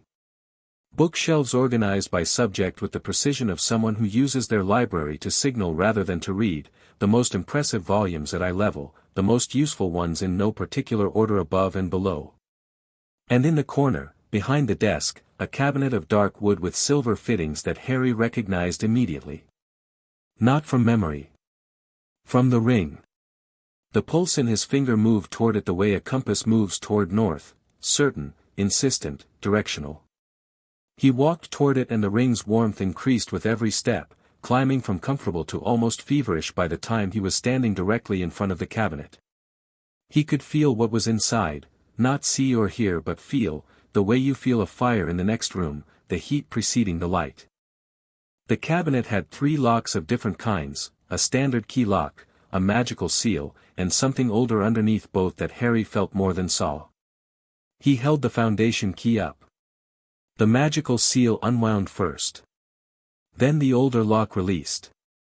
The standard key lock clicked open last, which was the wrong order entirely and deeply suggestive of the cabinet's true priority system. He opened it. Inside, on 3 separate shelves, each sitting in a depression clearly shaped to hold them, were the objects. The mirror of Ignotus was first, small, roughly the size of a hardcover book, its surface dark with age but vibrating with a faint inner luminescence, like something alive and waiting. The anchor was beside it, the weight on its chain was moving slightly, a slow pendulum swing that had no external cause. And the Heartstone sat on the bottom shelf, and Harry felt it before his eyes fully adjusted to the cabinet's interior, a warmth that was different from the ring's, more complex, older, carrying something like personality in it, like hearing a voice you recognize in the next room. He reached for the mirror first. The moment his fingers closed around it, something happened. He didn't intend to look into it. He was just picking it up, and his eyes happened to meet its surface, and the surface showed him something, brief, sharp, not requested but freely given. He saw his parents. Not their faces, not exactly, but an impression, a laughing warmth, a specific quality of light, the feeling of a house where people loved each other loudly and well. He saw himself, very small, in that house. He saw the night it ended. He saw a door to a house on Privet Drive opening and a bundle being placed on a step, and he saw, in the clean clear truth light of the mirror's reflection, who had placed him there. He lowered the mirror. "Harry," Ragnock said. He was standing several feet back, watching. His voice was careful. "I'm fine," Harry said. He was. He was absolutely fine, in the way of someone who has just confirmed something they already understood but hadn't seen clearly before. "I saw him. Dumbledore. Leaving me at the Dursleys." "Yes," Ragnock said. "I knew he'd done it. I just didn't." He held the mirror. It was warm now, properly warm, settling into his grip. "The mirror showed me the truth without me asking. That means it recognizes me." "It bonded to you the moment you touched it," Ragnock said, and there was something reverent in his voice that Harry suspected goblins almost never allowed. "You can feel it." He could. The warmth in the mirror and the warmth in the ring were the same warmth now, harmonizing, like 2 instruments playing the same note. Something in his magical core had shifted, a subtle but distinct change, the way the quality of light changes when another window opens in a dark room. He turned, still holding the mirror, and picked up the anchor. The moment he touched it, the slow pendulum swing of the chain stopped. The weight went still. And something in the room changed, not visibly, not dramatically, but the quality of the air shifted, became more settled, more certain, like barometric pressure dropping before a clear day rather than a storm. The whirring of Dumbledore's silver instruments slowed slightly, as though their function had been subtly disrupted. The anchor was drawing the ambient magical energy of the room back toward Harry. He could feel it working, naturally, without conscious direction, the same way the rosebushes had leaned without being asked. He felt stronger. Not overwhelmingly, not yet, but measurably, definitively stronger, like taking a full breath when you'd been breathing shallow for so long you'd forgotten what full felt like. Then he reached for the heartstone. Ragnarok stepped back, which turned out to be the correct instinct. Harry's hand closed around the heartstone and the world went very white and very quiet for exactly 3 seconds. Then everything came back at once. Every torch in the headmaster's office ignited simultaneously. The portraits on the wall woke up gasping. The silver instruments on Dumbledore's desk went mad, spinning, chiming, puffing smoke in rapid multicolored bursts, several of them tipping off the desk entirely and clattering to the floor. The windows, which had been fogged with morning moisture, cleared instantly and completely, revealing the lock below brilliantly lit by a sun that seemed suddenly brighter than it had been moments before. Harry stood in the center of it with the heartstone in his hand and felt something he had no good word for. Recognition was closest, but that wasn't quite right. It was more like the feeling of walking into your own house after a very long time away, when the smell of it hits you and your body relaxes before your mind catches up. Something deep in him that had been wound tight for 7 years without his knowledge eased into a resting position. The portraits were all staring at him. Former headmasters, wakened abruptly, taking in the sight of a small boy in non-magical clothes standing in Dumbledore's private office with 3 Potter relics and a Gringotts director. A portrait near the window, a witch with a sharp, kind face and a Gryffindor red robe, said, "Good Lord. Is that a Potter?" "Yes," Harry said. His voice came out steady and clear, and he noticed, with detached interest, that it had a slightly different resonance than usual, like a guitar after it's been properly tuned. "Which one?" said the portrait. "The only one left," Harry said. The portrait studied him. Then she said, without hesitation, "It's been too long. Welcome home, young lord." Several other portraits nodded. One old wizard in the corner, who had the look of someone who has seen everything twice and is now seeing it a 3rd time, said quietly, "The castle was right, then. It's been unsettled all summer. We could feel it." "Not anymore," Harry said, and that was simply true. The settled quality of the air since he'd touched the anchor had extended, he realized, beyond the office, beyond even what he could see. Something in the castle's magical structure had quieted. He turned back to the cabinet. The lexicon of Fleamont Potter, the stag seal, the thread of Morgan, he collected them with hands that were steady and warm, and with each one the harmonizing in his magical chord grew richer, more complex, additional notes adding to a chord that had been missing most of its components. He took the Potter's candle from the desk drawer where it had been sitting, not in the cabinet, just stored loosely, like an object someone had forgotten to care for, and the reckoner from the shelf behind the desk, half buried under an unrelated collection of maps. 8 relics. His hands were full and he hadn't brought anything to carry them in. He looked around. The heir's satchel wasn't here, it was at Dumbledore's secondary residence. But he did have a thought, and he reached into the small shoulder bag he'd brought, which had held his documentation and the schematic, and he touched the thread of Morgan, and thought, "I need this to hold everything." The thread was red and thin and warm, and it understood him exactly, not because of any spell or command, just because it was bonded to him now, and bonded things understand. It wound itself 3 times around his bag and his bag was larger on the inside by the time he closed the clasp. Behind him, Ragnarok made a sound that was unmistakably a goblin expressing delight, though he'd almost certainly deny it. 8, Harry said. He looked around the office one more time. At the desk where Dumbledore sat. At the cabinet standing open, 3 shelves empty. Ready. The legal notice goes out in. Ragnarok checked the instrument at his belt, approximately 40 minutes, when Sharpthorn confirms your signal.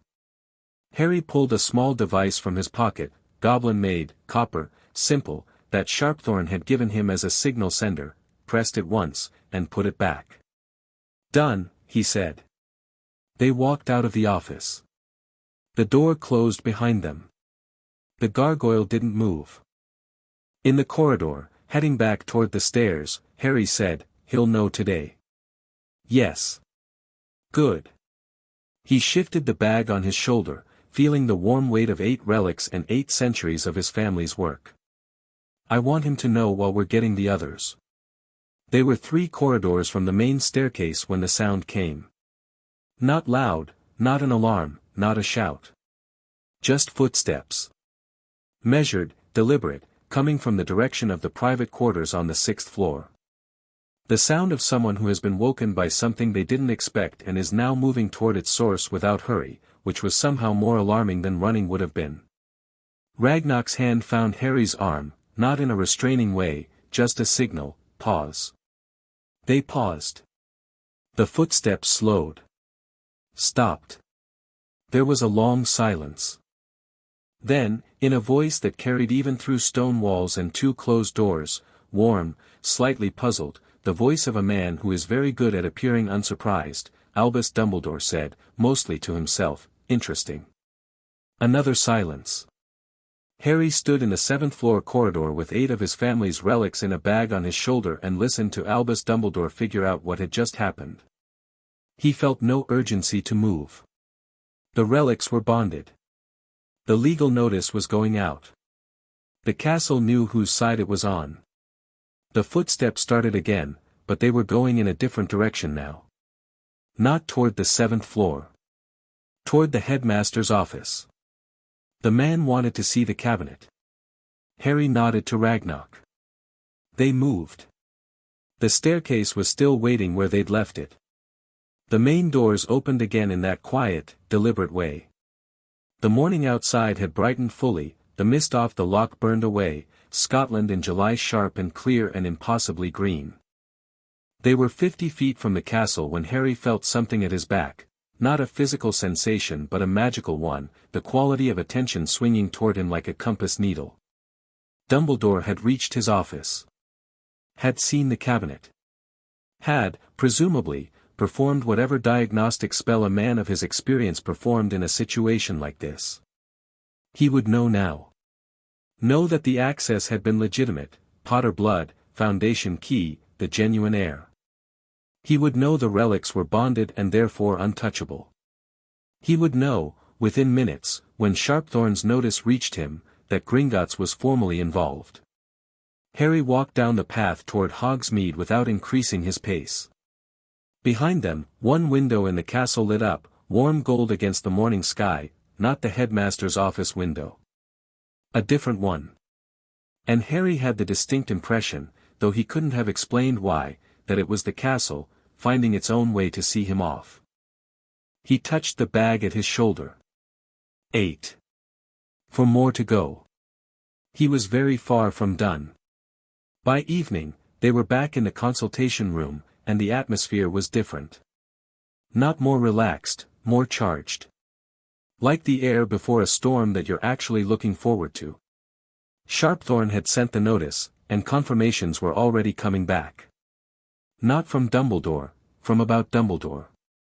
Goblin intelligence networks, which Harry was learning were considerably more sophisticated than the wizarding world generally credited, were reporting activity, a full call from the headmaster's office to the ministry, closed channel. A second call 20 minutes later to an address in Wiltshire that Ragnarok identified, without surprise, as the residence of one Lucius Malfoy. A third call to an unlisted location. He's calling his allies, Ragnarok said. Let him, Harry said.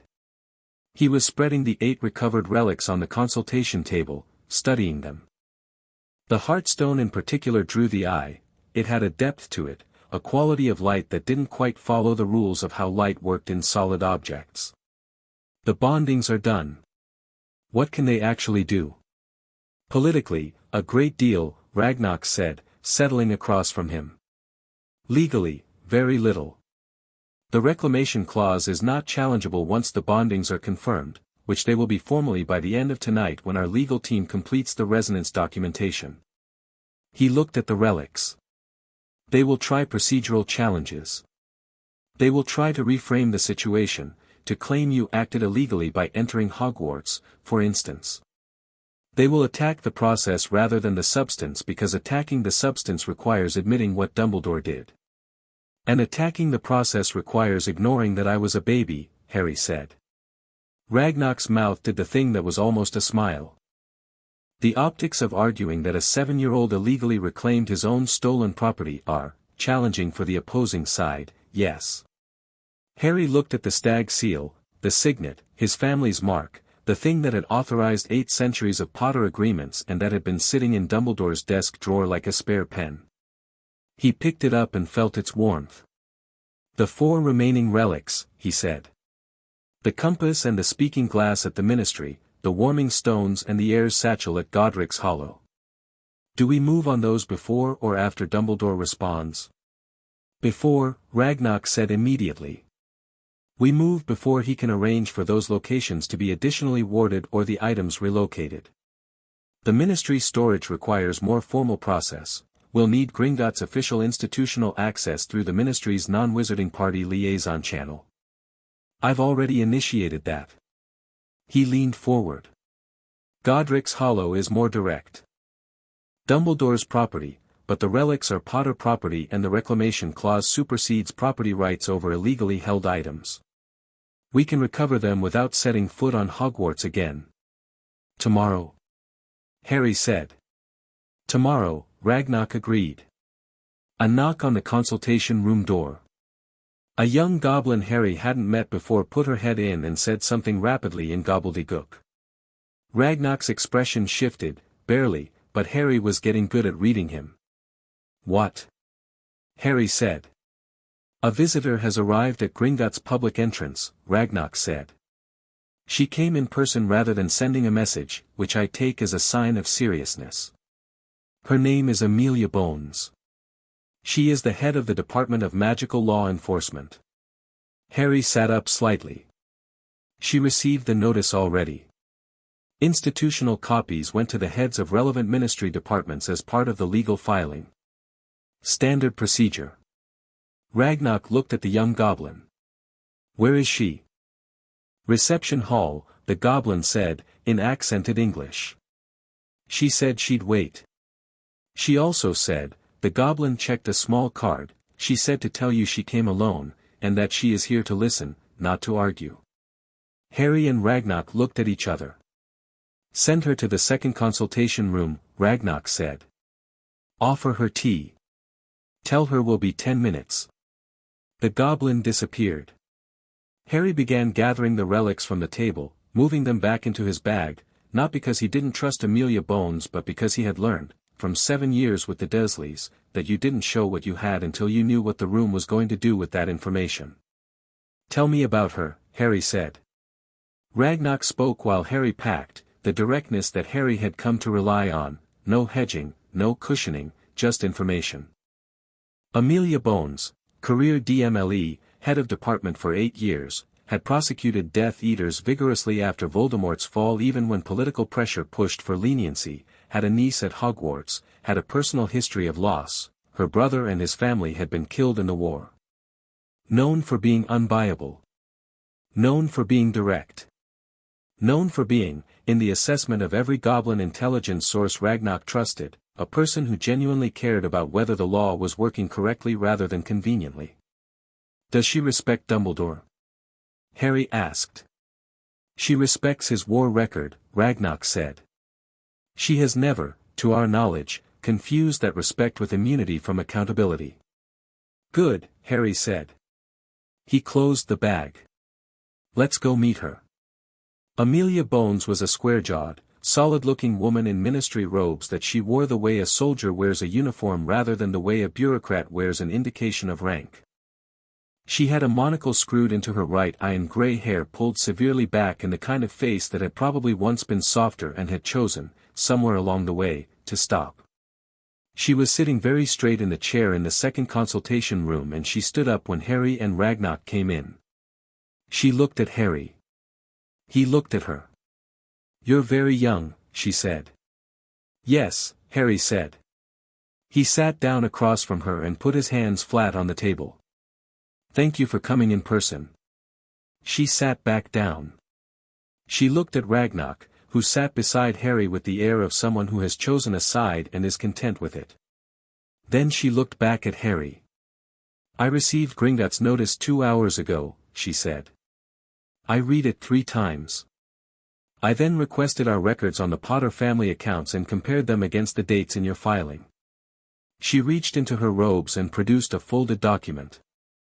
"I found that 2 objects currently held in Ministry restricted storage under a registration number that traces back to the office of the Chief Warlock are indeed on the Potter family registry, which predates any Ministry registration by several centuries." She set the document on the table.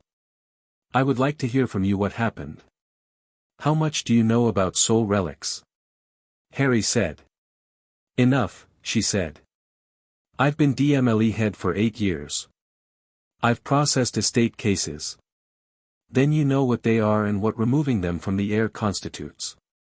"Under the Goblin Wizard Compact, yes." Her voice was carefully even. "I know what it constitutes." Harry nodded. He took the document she'd placed on the table and read it.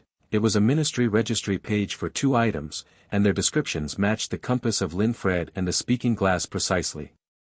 He turned it to face her again and tapped it. "These 2 objects were registered under a false classification 11 days after my parents died. Registered as artifacts of unknown origin, no family attribution. The Gringotts Registry, which predates any wizarding government document by a millennium, records them as Potter family relics, bonded to the Potter line, non-transferable without heir consent." "I see that," she said. "My parents didn't transfer them," Harry said. "I didn't transfer them. They were removed from Gringotts without a court order, without consent, and registered under a false designation to conceal their origin." He met her eyes. "I need them back. And I need to understand if the Ministry is going to facilitate that or complicate it." Amelia Bones looked at him for a long moment. She looked at the ring on his finger. She looked at Ragnar, who returned the look with complete serenity. "Where did you get the ring?" she said. "The Potter vault. It was there during the audit. Dumbledore missed it, or it hid from him, I'm not sure which." He paused. "It recognized me immediately. The audit was conducted how?" "I walked into this bank 3 weeks ago," Harry said. "I triggered the inheritance audit by touching the ring. The ring confirmed my identity. Ragnar conducted the audit. Everything in the notice is exactly what happened." She looked at him, this small boy, sitting straight-backed in a chair that was too large for him, speaking with a precision that made his age feel like a clerical error, and something shifted in her expression. Not softness. More like the look of someone recalibrating. "The Ministry will not attempt to obstruct a legitimate reclamation under the Goblin Wizard Compact," she said carefully. "Procedurally, the Ministry's role in this is complicated, given that the registering authority for the 2 misclassified items in our storage is," she stopped. "The Chief Warlock," Harry said. "Yes. Who is also the headmaster of Hogwarts," Harry said. "And also, currently, my unofficial magical guardian, which role he appointed himself without court order." He folded his hands on the table. "He holds a great many roles, for someone who has been improperly holding things." Amelia Bones breathed out slowly through her nose. It was the sound of someone who has just seen a problem that they knew existed but had been hoping was smaller than it is. "The Wizengamot will need to be involved," she said. "Yes," Harry said. "I know. I intend to address them directly." He watched her reaction, the small, involuntary stillness of surprise. "I hold formal goblin recognition as Lord Potter Peveril. Under the old compact, the Wizengamot must acknowledge that standing." "You intend to address the Wizengamot," she repeated, as though hearing it again would help it make more sense. "Once all 12 relics are recovered and the evidence package is complete," Harry said. "Yes." She looked at him for another long moment. Then she said, "How old are you?" 7, he said. She made a sound that was not quite a laugh, closer to the sound of someone absorbing a fact that doesn't fit any existing category. She picked up the ministry document from the table, folded it with deliberate care, and set it down again. "The 2 items in ministry storage," she said. "I can have them moved to a restricted access hold under DMLE authority tonight, out of the Chief Warlock's registry and into a legally neutral space, pending formal confirmation of the reclamation. It won't transfer them to you immediately, but it will prevent them from being relocated or destroyed while we complete the process." She looked at Ragnarok. "Will that satisfy Gringotts' position?" "Temporarily," Ragnarok said. "We would require formal transfer within 72 hours. "Agreed," she said. She stood up. She looked at Harry again, with that recalibrating expression, the kind that suggested that most of her assumptions about this meeting were being filed under needs revision. "Mr. Potter. I want you to understand something." She paused. "Whatever happened with those relics, I am not drawing any conclusions about intent or motivation until I have full information. But the law is the law. If the evidence is what your notice says it is, the law is not ambiguous." "I know," Harry said. He stood up as well, which meant he was looking considerably higher to meet her eyes, but he met them anyway. "That's why I filed with Gringotts first. I wanted the law to be fully armed before anyone had time to make it ambiguous." Amelia Bones looked at him one more time. Then she nodded, once, the way a soldier nods to someone they've decided to trust. "I'll be in touch," she said. "Through the director." She nodded at Ragnarok. "Expect movement on the ministry items by morning." She left with the same directness she'd arrived with. Harry sat back down. The room was quiet for a moment. "She'll help," Harry said. "She'll do her job," Ragnarok said. "Which, in this case, amounts to the same thing." Harry looked at his bag. 8 relics. 4 to go. The Wizengamot waiting at the end of it like the last room of a complicated house. And somewhere in Scotland, Albus Dumbledore was on his flu, calling people, managing the situation, sure, probably, that he could contain this. That he could find the frame that made it reasonable. That there was still time to shape how this story was told. He had not yet understood, Harry thought, that the story already had an author. The ring pulsed warm on his finger, 8 relics warm in the bag at his feet, the castle's parting window light still somehow present in the back of his memory like an ember kept. Harry asked Ragnarok for more tea, and they went back to work. Chapter 4, The Youngest Lord. The Wizengamot chamber was built to make people feel small. Harry had read about it. Goldscale had included architectural notes in the evidence package because Goldscale included everything, but reading about a space and standing at its entrance were different experiences. The chamber was circular, tiered, the seated members arranged in concentric rings that rose from the central floor like the inside of an amphitheater, every face angled down toward the single speaking position at the center. The stone was dark and old and absorbed sound in a way that made the room feel both very large and very close. The ceiling was high and vaulted and did something acoustically that meant a whisper at the center could be heard at the top tier without effort, which was presumably the point. The speaking position at the center had no chair. You stood there.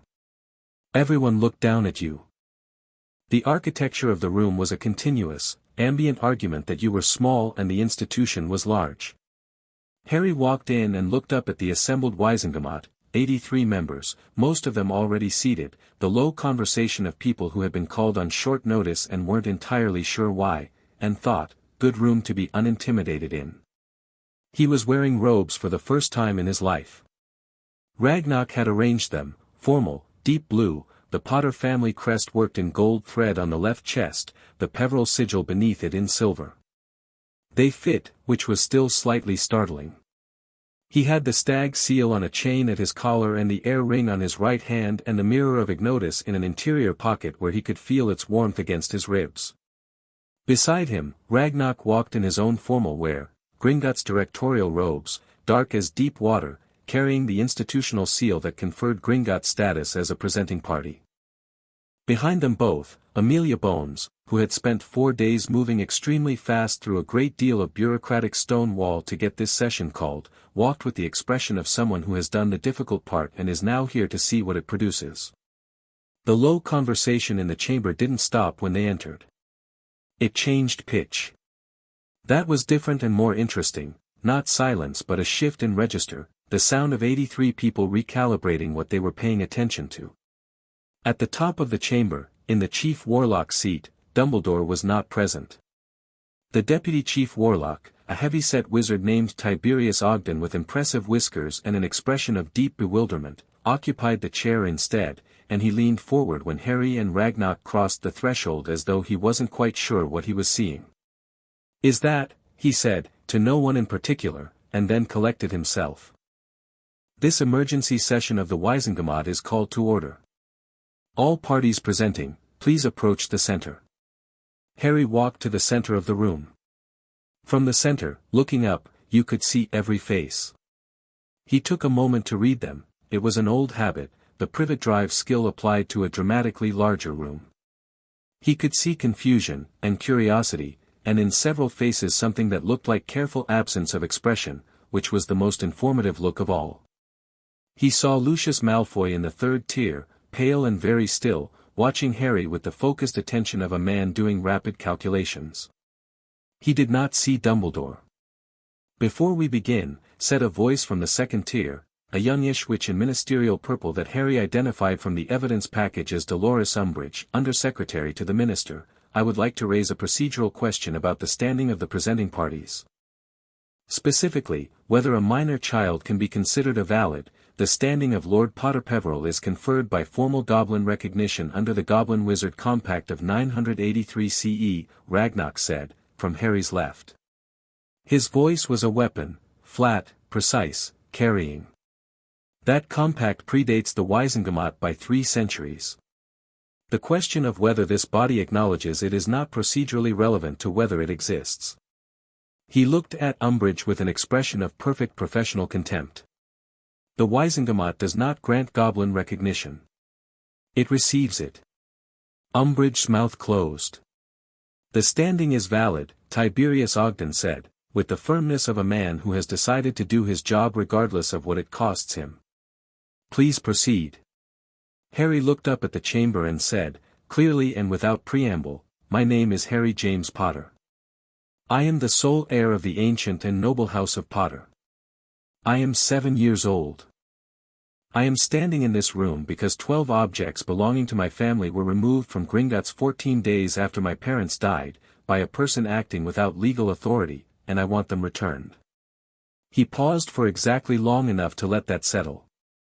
4 of them haven't been returned yet. I'd like the Wizengamot's formal acknowledgement that the process of returning them is legitimate and will be completed without interference. The room was doing several things at once. He led it. A wizard in the upper tier, older, gray-bearded, the look of someone who had been here long enough to remember several eras, said, "Young man. Do you understand who you're making an accusation against?" "Yes," Harry said. "And you're not," the wizard paused. "You're not concerned about that?" "Which part of it?" Harry said. The wizard blinked. "Any of it." Harry considered the question with the seriousness it deserved. "I'm concerned about getting the remaining relics back," he said.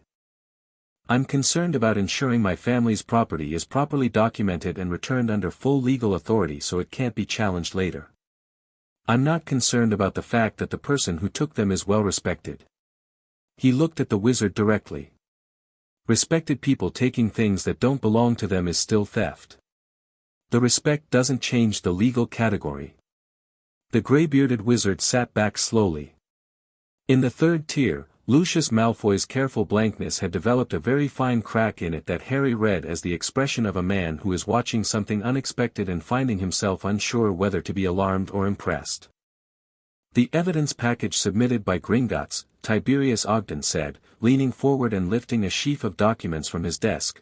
Sharpthorne had sent copies to every member 3 hours ago, which had presumably been the source of several of the morning's less pleasant flu calls. Includes a full audit of the Potter family accounts, a complete registry of 12 objects formally classified as Potter family soul relics, a timeline of their removal, and a forensic record of their current bonded status to the presenting heir.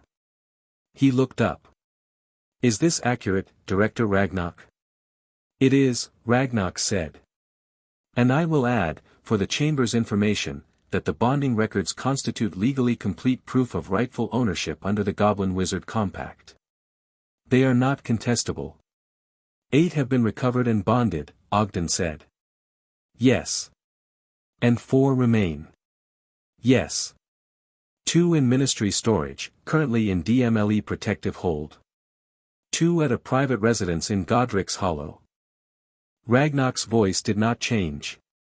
We are asking this body to formally authorize the return of those 4 remaining items and to acknowledge, for the record, that the recovery of all 12 constitutes legitimate exercise of the reclamation clause. Ogden looked at the chamber. The chamber looked back at him. Then, from the entrance to the chamber, the large carved double doors that Harry had come through, which were now standing open, came the sound of footsteps. Measured, deliberate footsteps.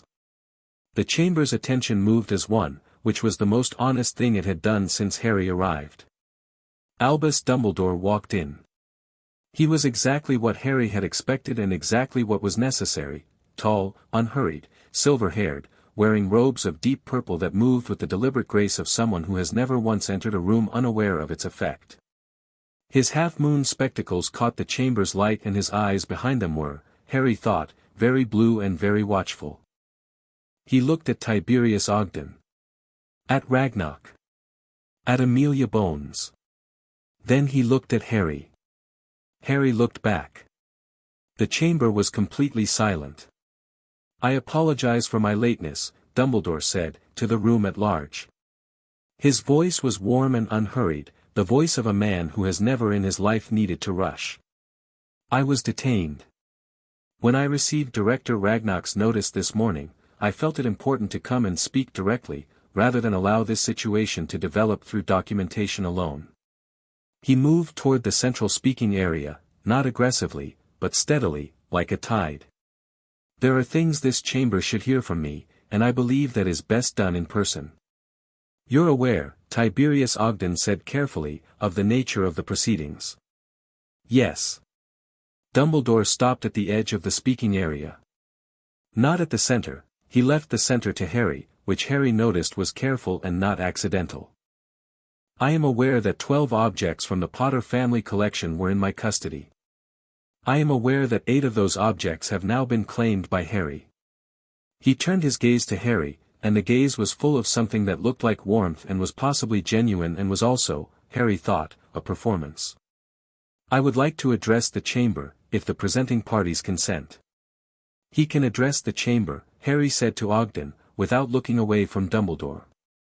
I'd like him to. Dumbledore's expression shifted fractionally. Very well, Ogden said. Dumbledore turned to face the chamber proper.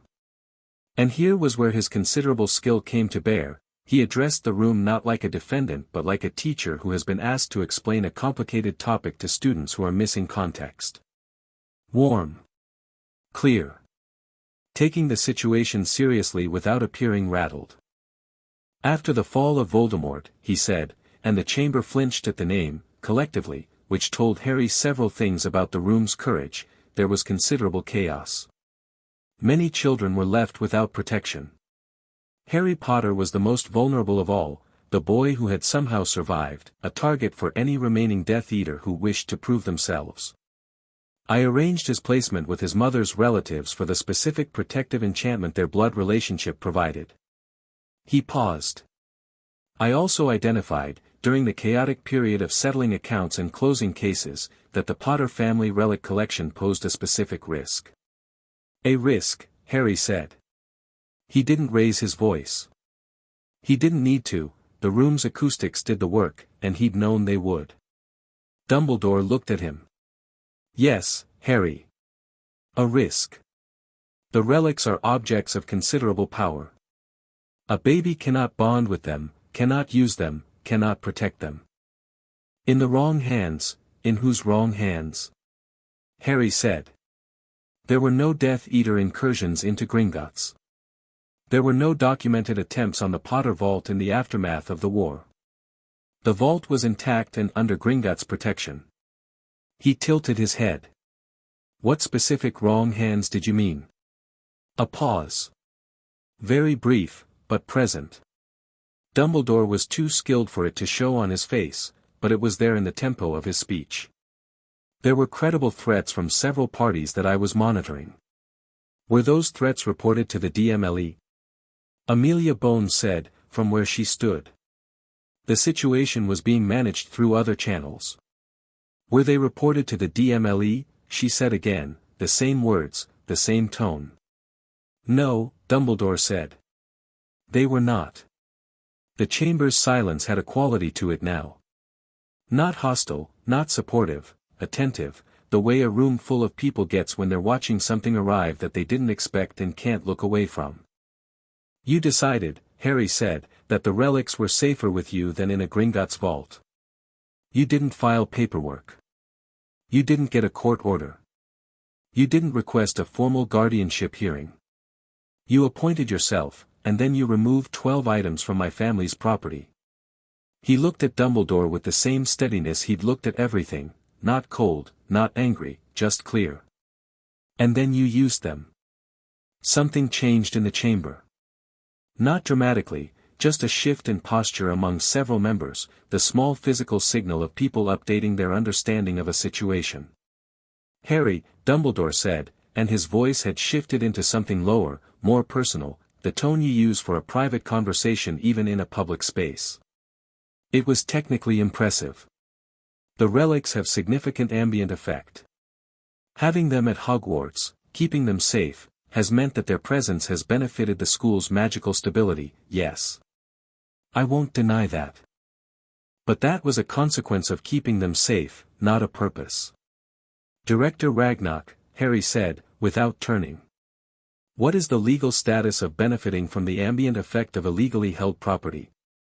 Ragnarok said, under the Goblin Wizard Compact, knowingly holding and benefiting from illegally obtained property of a registered heir constitutes sustained appropriation and is indistinguishable, in law, from the original theft.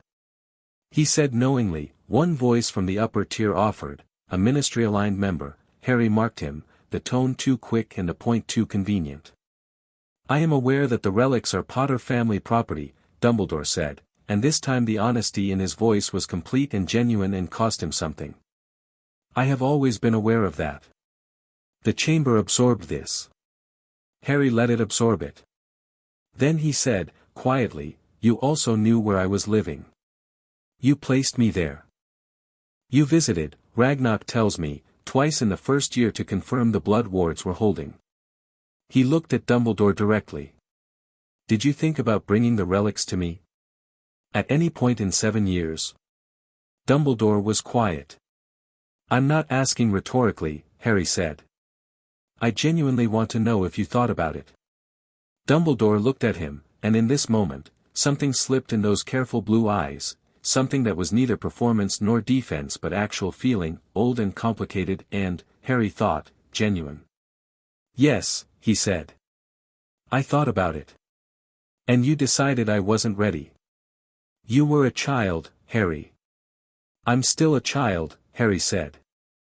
I'm standing in your Wizengamot and I've recovered 8 of my family's relics in 4 days.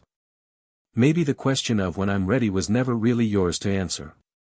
The chamber was very quiet for a moment.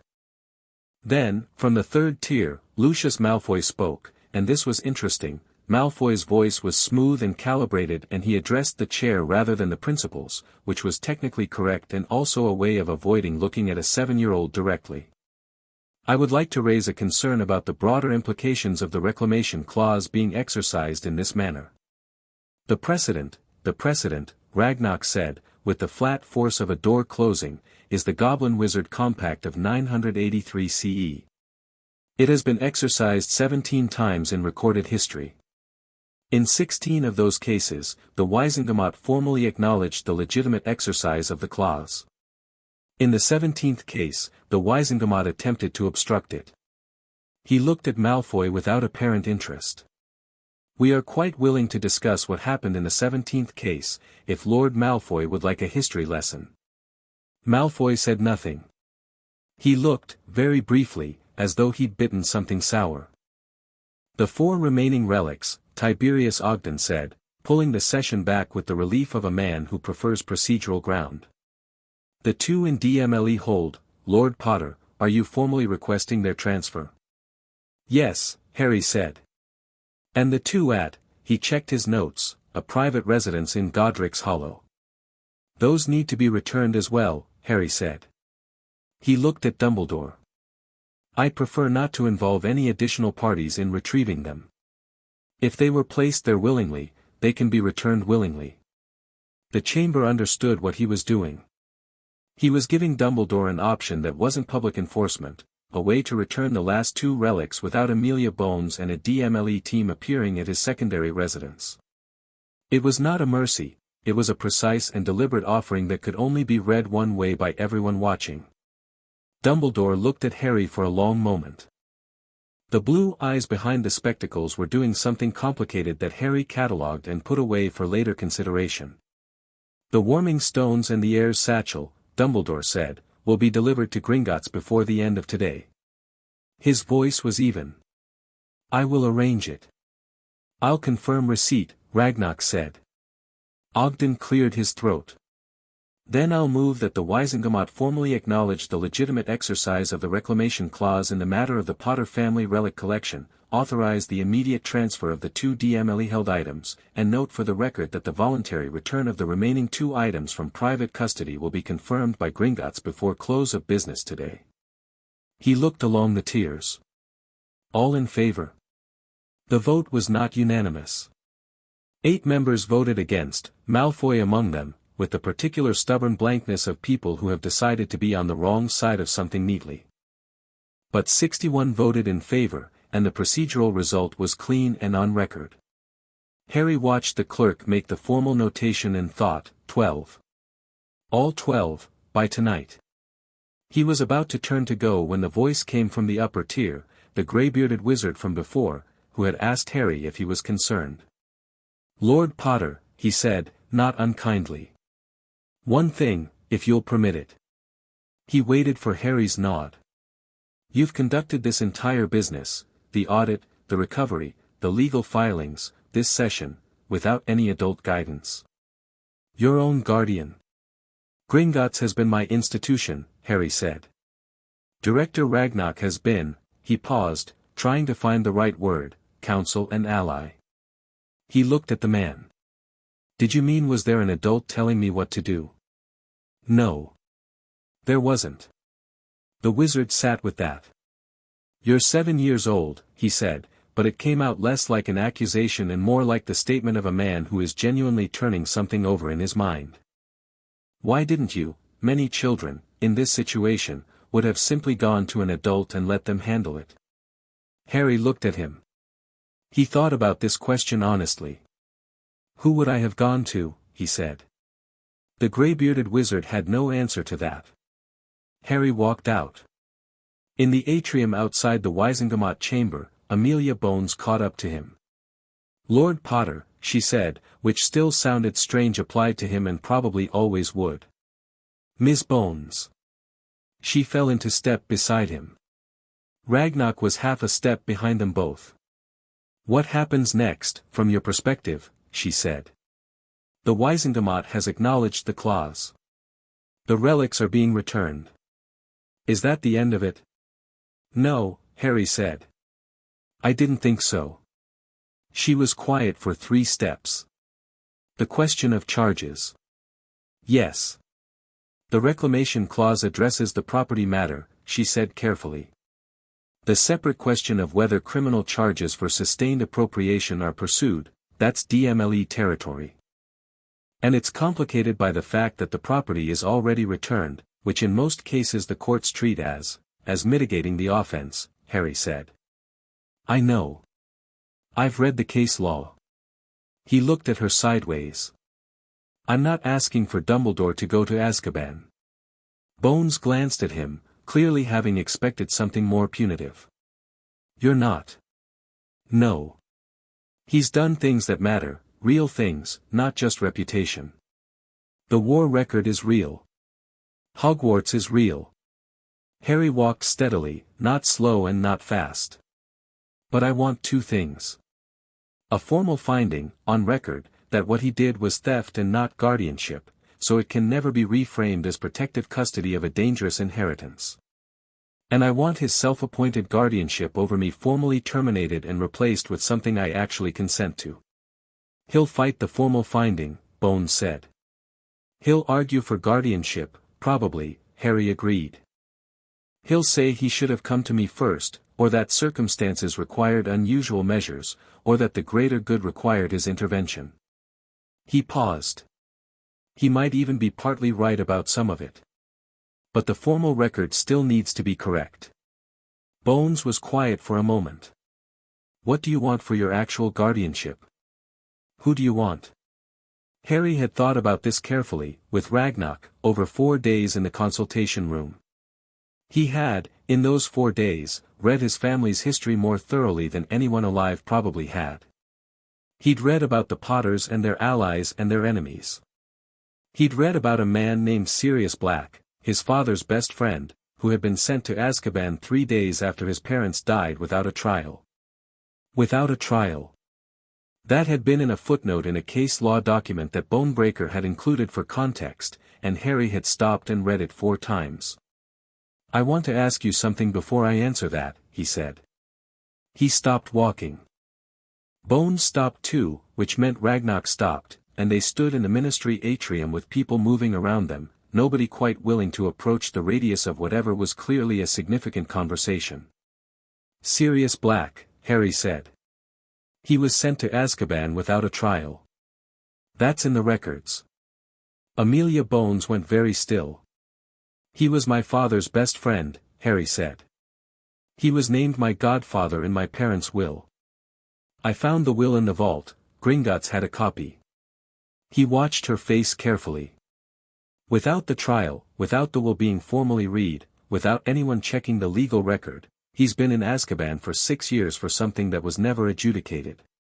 Bones said, very quietly, I was not head of DMLE 6 years ago. I know, Harry said. I'm not blaming you. I'm telling you what I found. He held her gaze. Can it be fixed? She was quiet for a long moment. The atrium moved around them, oblivious.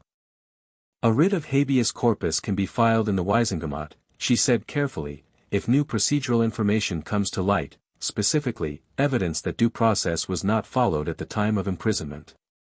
She paused. If the records show no trial was conducted, they show exactly that, Ragnarok said, from behind them. He produced, from within his directorial robes, a slim document that he held out to Bones without drama.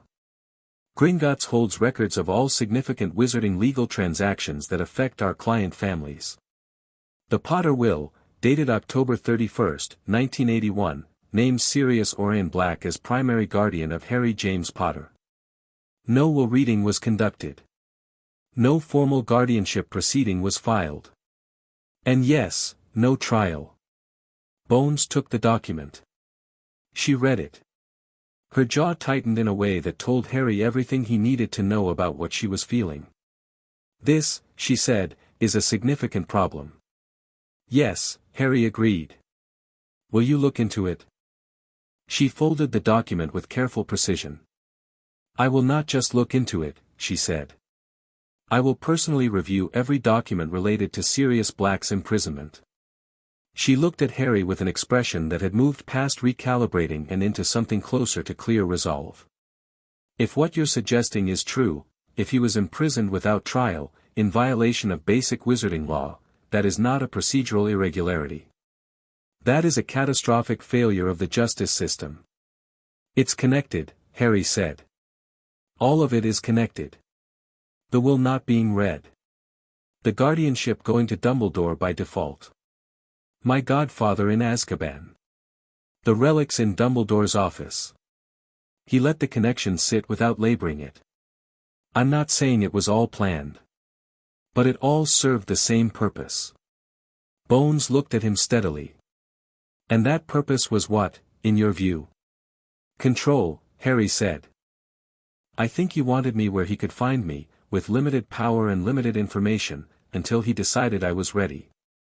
He paused. He's not a bad man. I don't think he is. But he decided that the shape of my life was his decision, and that included the shape of everything around me. He looked at the document in her hand. Including who was free and who wasn't. Bones tucked the document inside her robes. Lord Potter, she said. Go home. Get some rest. I have work to do. She walked away with the brisk, purposeful stride of someone who has just added a very significant item to an already considerable list, and Harry watched her go. Ragnock stood beside him. They were quiet for a moment. She'll move on Black, Ragnock said. It wasn't a question. Yes, Harry said. She'll move fast, too. He looked at the ministry atrium, the fireplaces, the fountain, the people in robes going about the business of a government that had just had its session addressed by a 7-year-old. Because now she knows she should have found it herself, and that bothers her. You knew it would, Ragnock said. I knew that someone who genuinely cares about the law hates finding out the law has failed, Harry said. I just needed to show her where it failed. They walked toward the exit. The formal finding, Ragnock said. Against Dumbledore. The DMLE case. That will take time. I know. He will not simply accept it. He has allies, resources, 80 years of goodwill. Ragnock's voice was thoughtful. The Wisengamot session today was significant, the vote, the public record, but he will work to reframe it. He is very good at reframing. He's going to want to talk to me, Harry said. Alone. Away from the chamber and the lawyers. He'll want to explain himself personally, without an institutional audience. And when he asks. Harry thought about the mirror of Ignotus, warm against his ribs, the way it had shown him truth without being asked. He thought about what it would show if Dumbledore looked into it. I'll say yes, Harry said.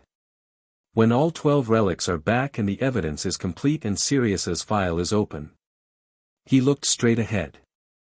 I'll hear what he has to say. On my terms. He pushed open the ministry door into the late afternoon London sun, and the city moved around him, ordinary and enormous, with no idea that in a chamber beneath its streets, the shape of something had just permanently changed. By 9 o'clock that evening, Ragnock sent word to the consultation room where Harry was reviewing the remaining documentation. The warming stones and the heir's satchel had arrived at Gringotts, delivered by a junior employee of Dumbledore's with a brief letter, 2 sentences, no explanation, no argument. As agreed. A.D. Harry read the letter twice and set it down. He opened the satchel, his family's satchel, keyed to Potter blood so that it had opened for him the moment he touched it and had remained stubbornly a regular bag for Dumbledore's employee who'd carried it. He put the warming stones inside it. He put the remaining relic documentation inside it. He put the foundation key inside it. Then, carefully, he moved all 12 relics from their various locations and laid them on the consultation table. 12 objects. 8 centuries of accumulated magic, family history, discipline, wisdom, care. The mirror, the heartstone, the anchor, already bonded and humming against his core. The others, some bonded during the Hogwarts retrieval, some completed since, all of them warm now, all of them his. He stood and looked at them. The ring on his finger pulsed in time with something he'd stopped trying to name, that second heartbeat, the one that had been getting louder and more certain since the first day, the one that was not quite him and entirely him. He reached out and touched each one, moving along the table. The mirror, which showed truth quietly and was already showing him something at the edge of his vision, his parents, still, but clearer now, their faces more defined. The heartstone, which burned with a warmth that was almost too much and exactly right. The anchor, the lexicon, the stag seal, the thread, the speaking glass, the compass, the warming stones, the candle, the reckoner. The heir's satchel last, which he was already wearing. When his hand rested on the satchel's clasp, all 12 points of warmth synchronized. Not explosively, not like the heartstone bonding, not with the castle-wide ignition of torches and clearing of windows. Quietly. Cleanly. The way 12 instruments tuning and then beginning to play the same note sounds not like 12 separate sounds but like one complete sound that was always meant to exist. The ring burned gold. Harry stood in the consultation room of Gringotts, surrounded by his family's magic, and felt, for the first time, the full breadth of what was his. It wasn't overwhelming. That was the strangest part. It was enormous, but it didn't overwhelm him, because it was his, not imposed, not foreign, not added to him from outside. It was more like having been cold for a very long time without realizing it, and then standing in full sunlight, and feeling not the shock of heat but the recognition of a temperature that was always supposed to be normal. He stood there for a long time. When Ragnarok came in to confirm the receipt of the last 2 relics, he stopped in the doorway and looked at Harry and the 12 relics and said nothing for a full 10 seconds. Then, how do you feel? Harry considered the question honestly. Like myself, he said. For the first time, I think. Ragnarok looked at him, at this boy who was not a boy in any of the ways that mattered, who had come into his bank 3 weeks ago in 2 large clothes following a golden owl, and had in 21 days reconstructed his legal identity, recovered his family's entire magical heritage, filed the first reclamation clause case in 60 years, addressed the Wizengamot, and opened the door to releasing an innocent man from 6 years of unjust imprisonment, and Ragnarok, who had been director of Gringotts for 43 years and had seen a considerable number of things, allowed himself a full and unambiguous smile. Good, he said. Then tomorrow, we discuss Sirius Black. Harry smiled back. I know, he said. I've been thinking about it all day. Outside the high narrow windows, London was dark and the stars were invisible behind cloud cover, and in a high tower somewhere to the northwest, a very old man sat in an empty office with an empty cabinet and wrote nothing and erased everything he'd started and began again, looking for the frame that made this manageable. He hadn't found it yet. Harry went home to Privet Drive, let himself in through the front door this time instead of the garden gate, and found Petunia sitting in the kitchen with 2 cups of tea, which was either extraordinary prescience or she'd been making and remaking tea for 2 hours. He sat down. She pushed 1 cup toward him. Did it go all right? She asked, looking at the table. Yes, he said. All 12. She was quiet. Then, your mother would have, she stopped again, in the same place she always stopped. Said something brilliant about it? Harry offered. Petunia made a sound that was possibly the most genuine thing he'd ever heard from her. Probably something insufferable, she said. She was always finding things to be right about. Harry drank his tea. She sounds like someone worth knowing, he said.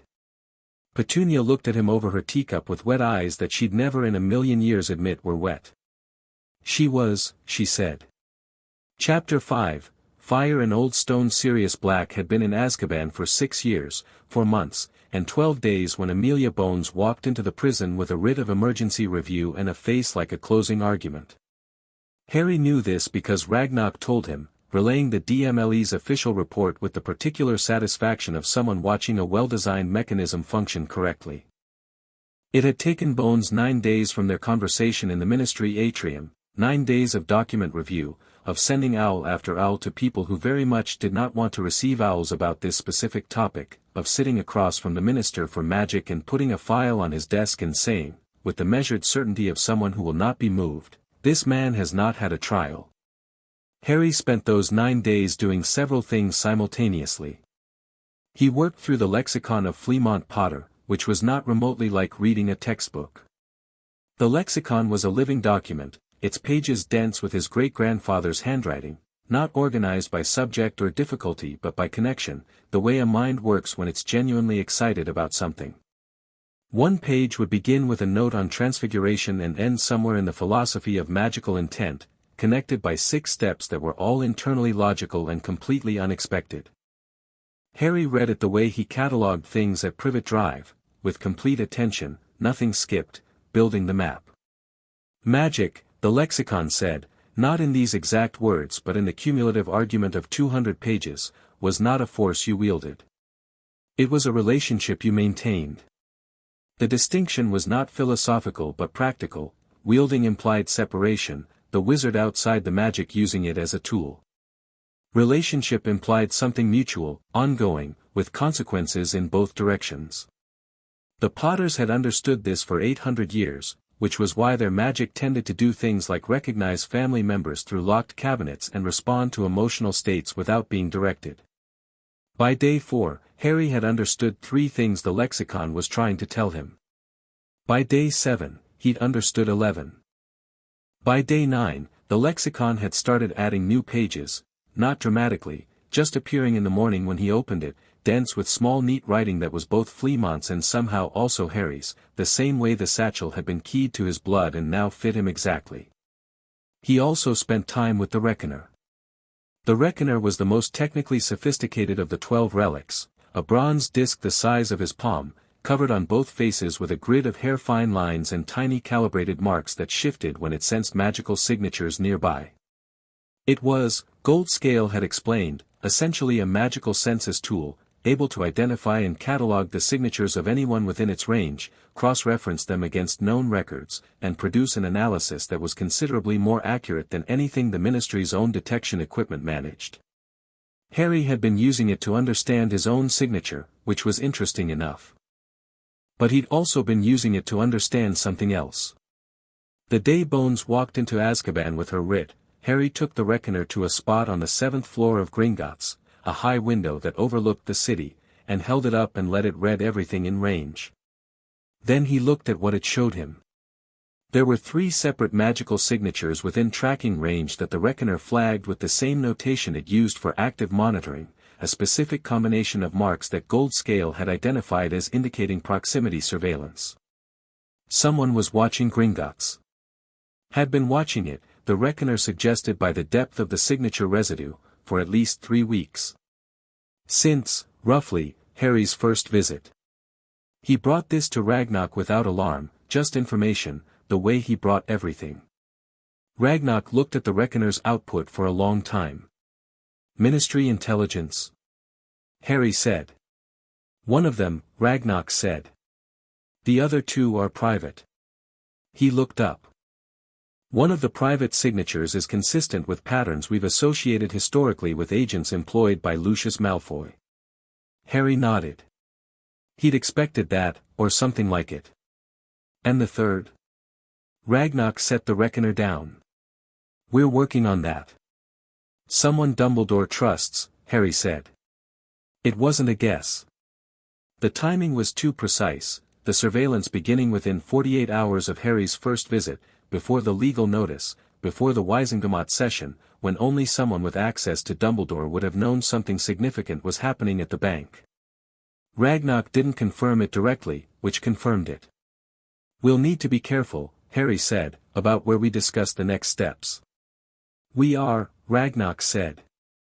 This room is the most heavily warded space in Britain outside of Hogwarts itself. Nothing said here can be extracted or transmitted. He looked at Harry with the measuring look that Harry had learned meant he was about to say something considered. But you should know that people are paying attention. The Gringotts session was public record. The notice was filed publicly. You have been visible. Good, Harry said, and meant it. Ragnarok studied him. You want them watching. I want them knowing the situation is resolved and documented and beyond manipulation, Harry said. The watching means they can see it's real. If they couldn't see it, they could pretend it wasn't. He picked up the Reckoner. The third signature, when you identify it, don't move against it. Just tell me who it is. Why not move against it? Harry thought about the mirror of Ignotus, which he'd been using quietly every morning, looking into it briefly, with a specific question held in mind, and reading what it showed him.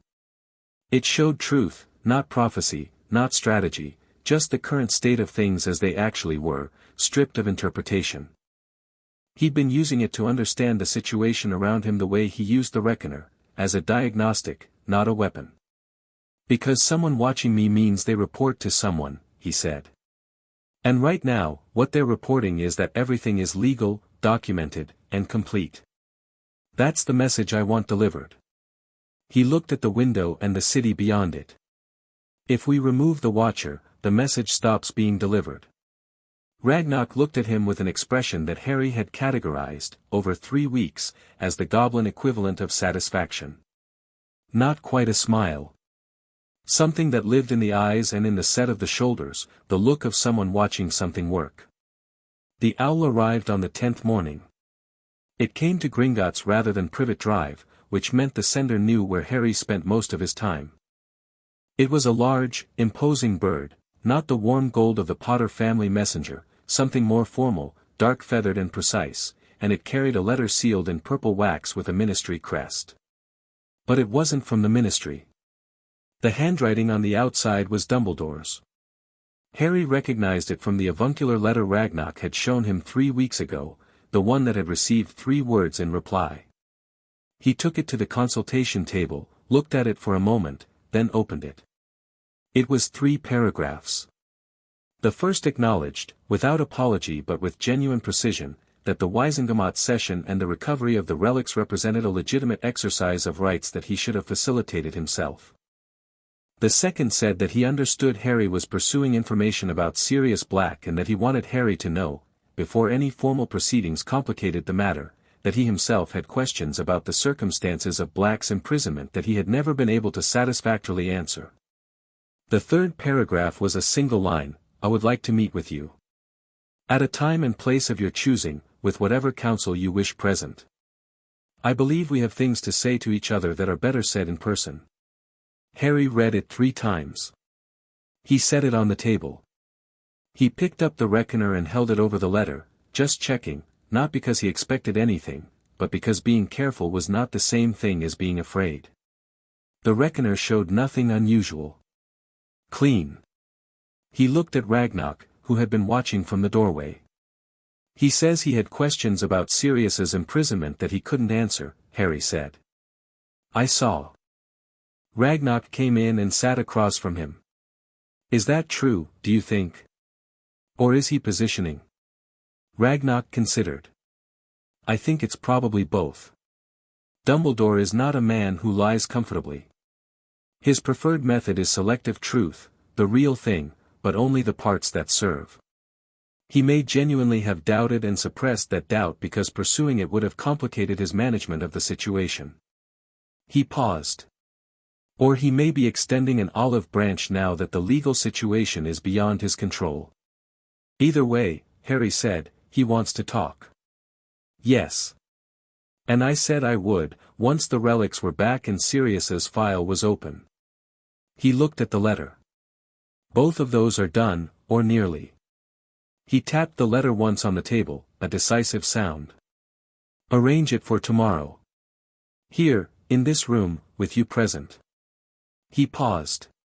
"And ask Amelia Bones to come as well. You want an audience."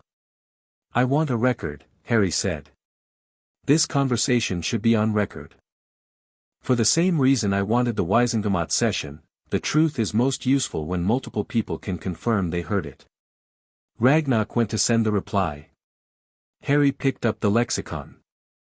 Dumbledore arrived on time, alone as agreed, which Harry noted as a point in his favor. He entered the consultation room with the same quality of unhurried certainty he'd carried into the Wisengamot chamber, but something was different about it today. Smaller.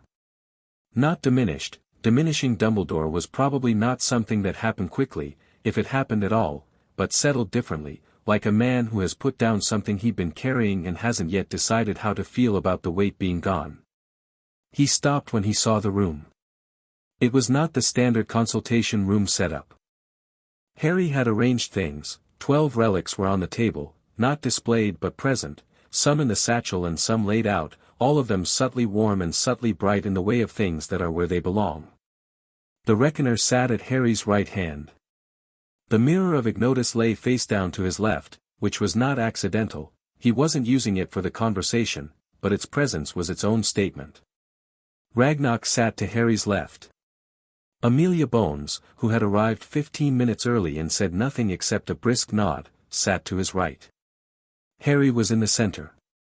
Dumbledore looked at the setup, and at Harry, and something moved in his face. Harry read it as recognition. This was not the meeting he'd envisioned, not a private conversation in which he could exercise his considerable interpersonal skill, but a formal one with witnesses and records and a 7-year-old sitting at the center of it with his family's 8 centuries of magic arranged around him like a statement. "Thank you for agreeing to meet," Dumbledore said. He sat in the chair across from Harry, and the effect of the room's arrangement was immediately clear. He was on one side of the table, everyone else was on the other, and the 12 relics were between them. "Thank you for coming," Harry said.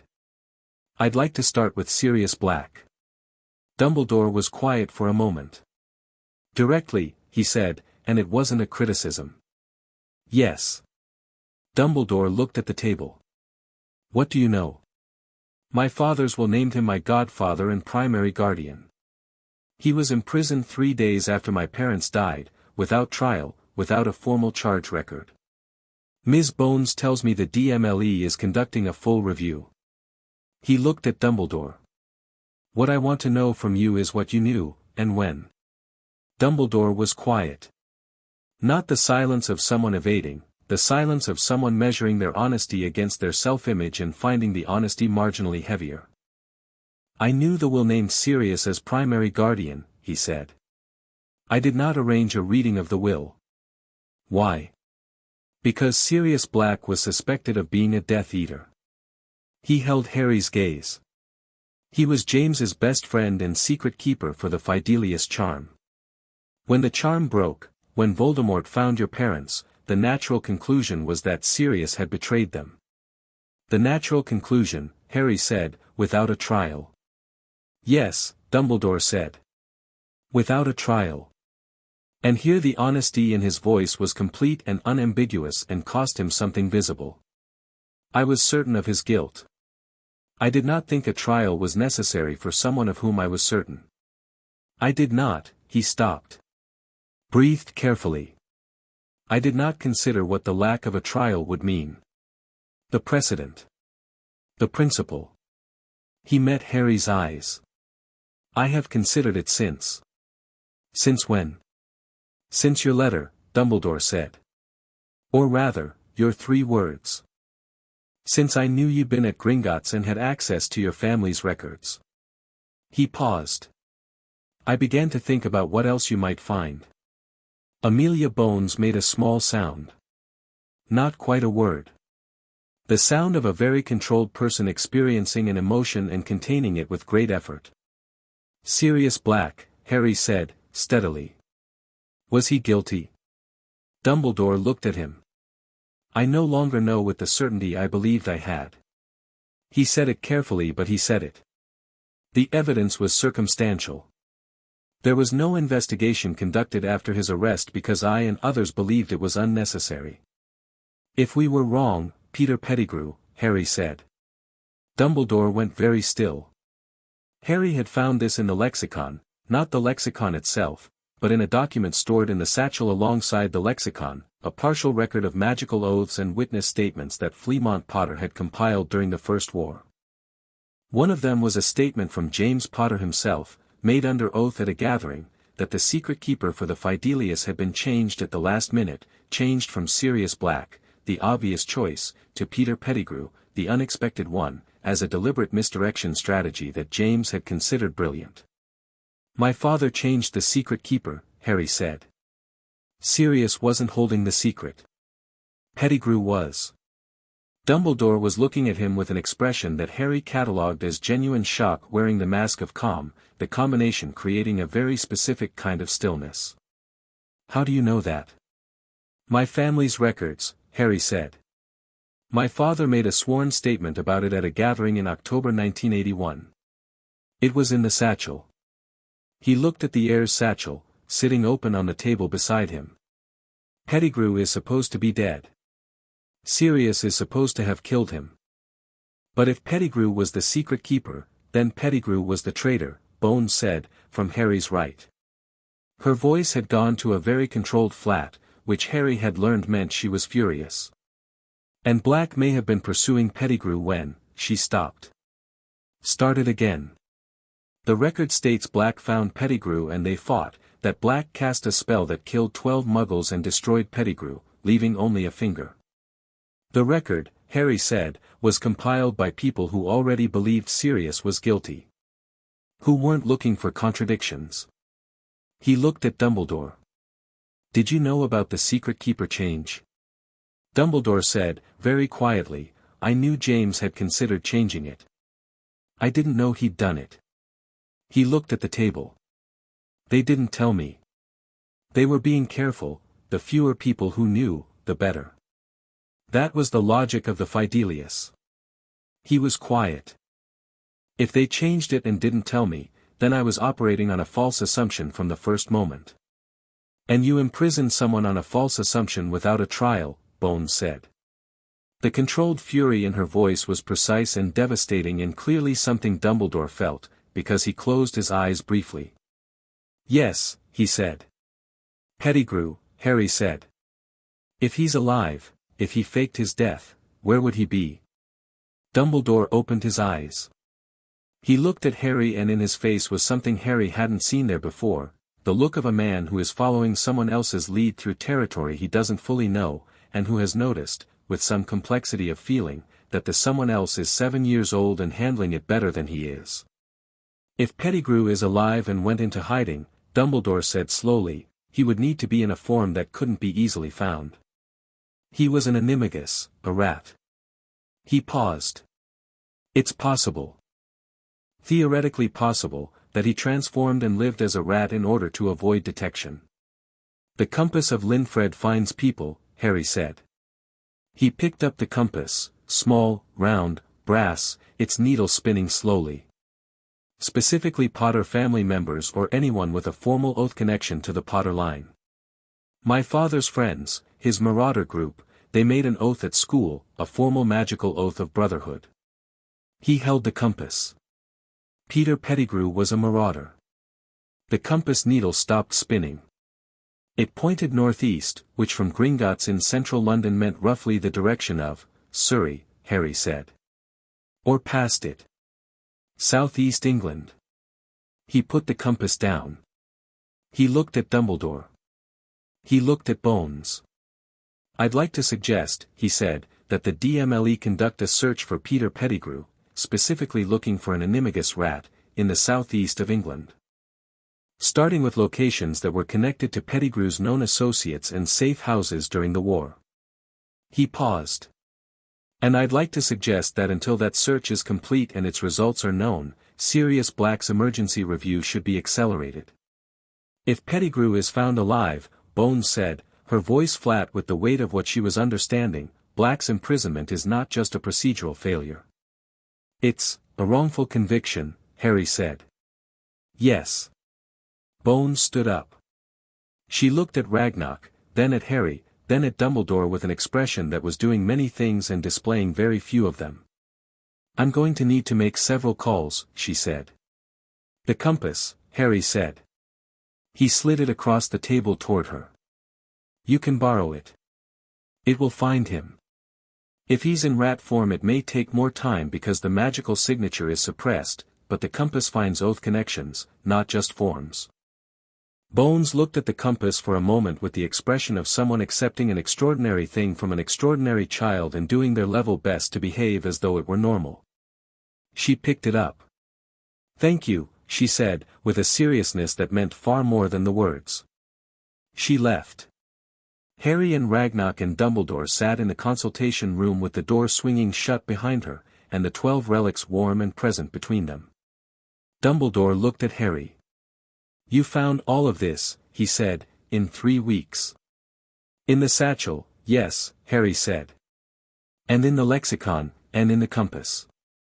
He met Dumbledore's eyes. They're my family's things. They were keeping my family's knowledge. I just had to open them. Dumbledore was quiet for a long moment. He looked at the relics on the table, and his expression was something that Harry had not been prepared for, not guilt, not defiance, not justification, but something that looked very much like grief. I told myself, he said, that I was protecting you. I need you to understand that I believe that completely. I know, Harry said. It wasn't. Dumbledore stopped. Looked at his hands.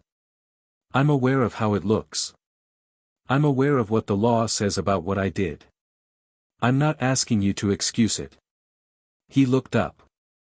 I am asking you to understand that the intent doesn't make it right, Harry said, simply. But I do understand it. He paused. You saw a baby who was going to grow up to matter enormously, one way or another, and you wanted control over what he became. You didn't trust the process, the will, the courts, the proper guardians. You thought you could manage it better. He looked at Dumbledore with the same steady attention he gave everything. But the problem with thinking you can manage someone else's life is that you have to keep managing it, and you have to keep deciding what they're ready for, and eventually you're making those decisions forever because you never gave them the chance to show you they didn't need you to. Dumbledore looked at him for a long time. You are 7 years old, he said, and it wasn't what he'd said in the Wisengamot chamber, not a measurement or a challenge. It was closer to wonder, and Harry suspected it was entirely genuine. Yes, Harry said. I know. I've been hearing that a lot lately.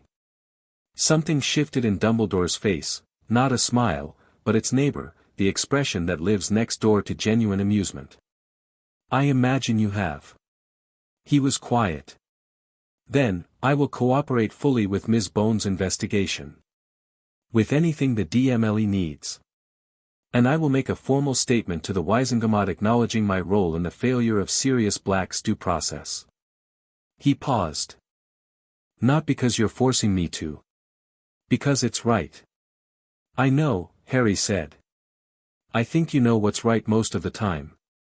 That's what makes the times you don't harder to explain. Dumbledore accepted that with a quietness that was the most honest thing about him. Peter Pettigrew was found 4 days later.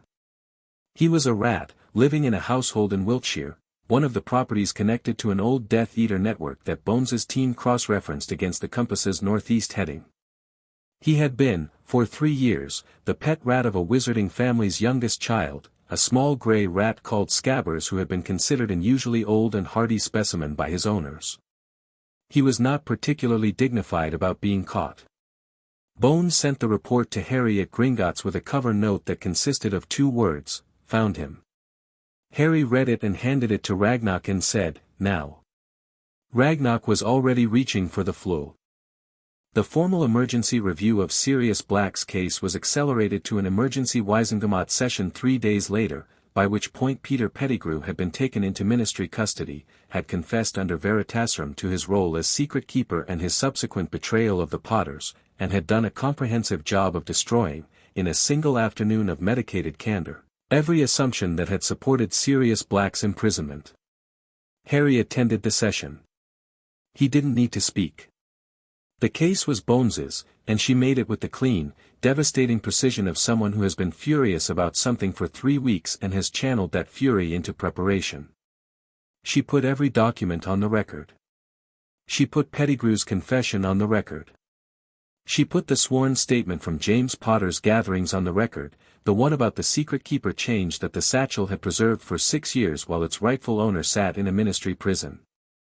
She put the writ for Sirius Black's immediate release on Tiberius Ogden's desk, and Ogden signed it while the chamber was still absorbing the previous hour, and the vote that followed was not close. Harry sat in the visitors' gallery and watched it happen and felt something warm that was not the ring, not the relics, but something human and immediate, the feeling of a thing being fixed.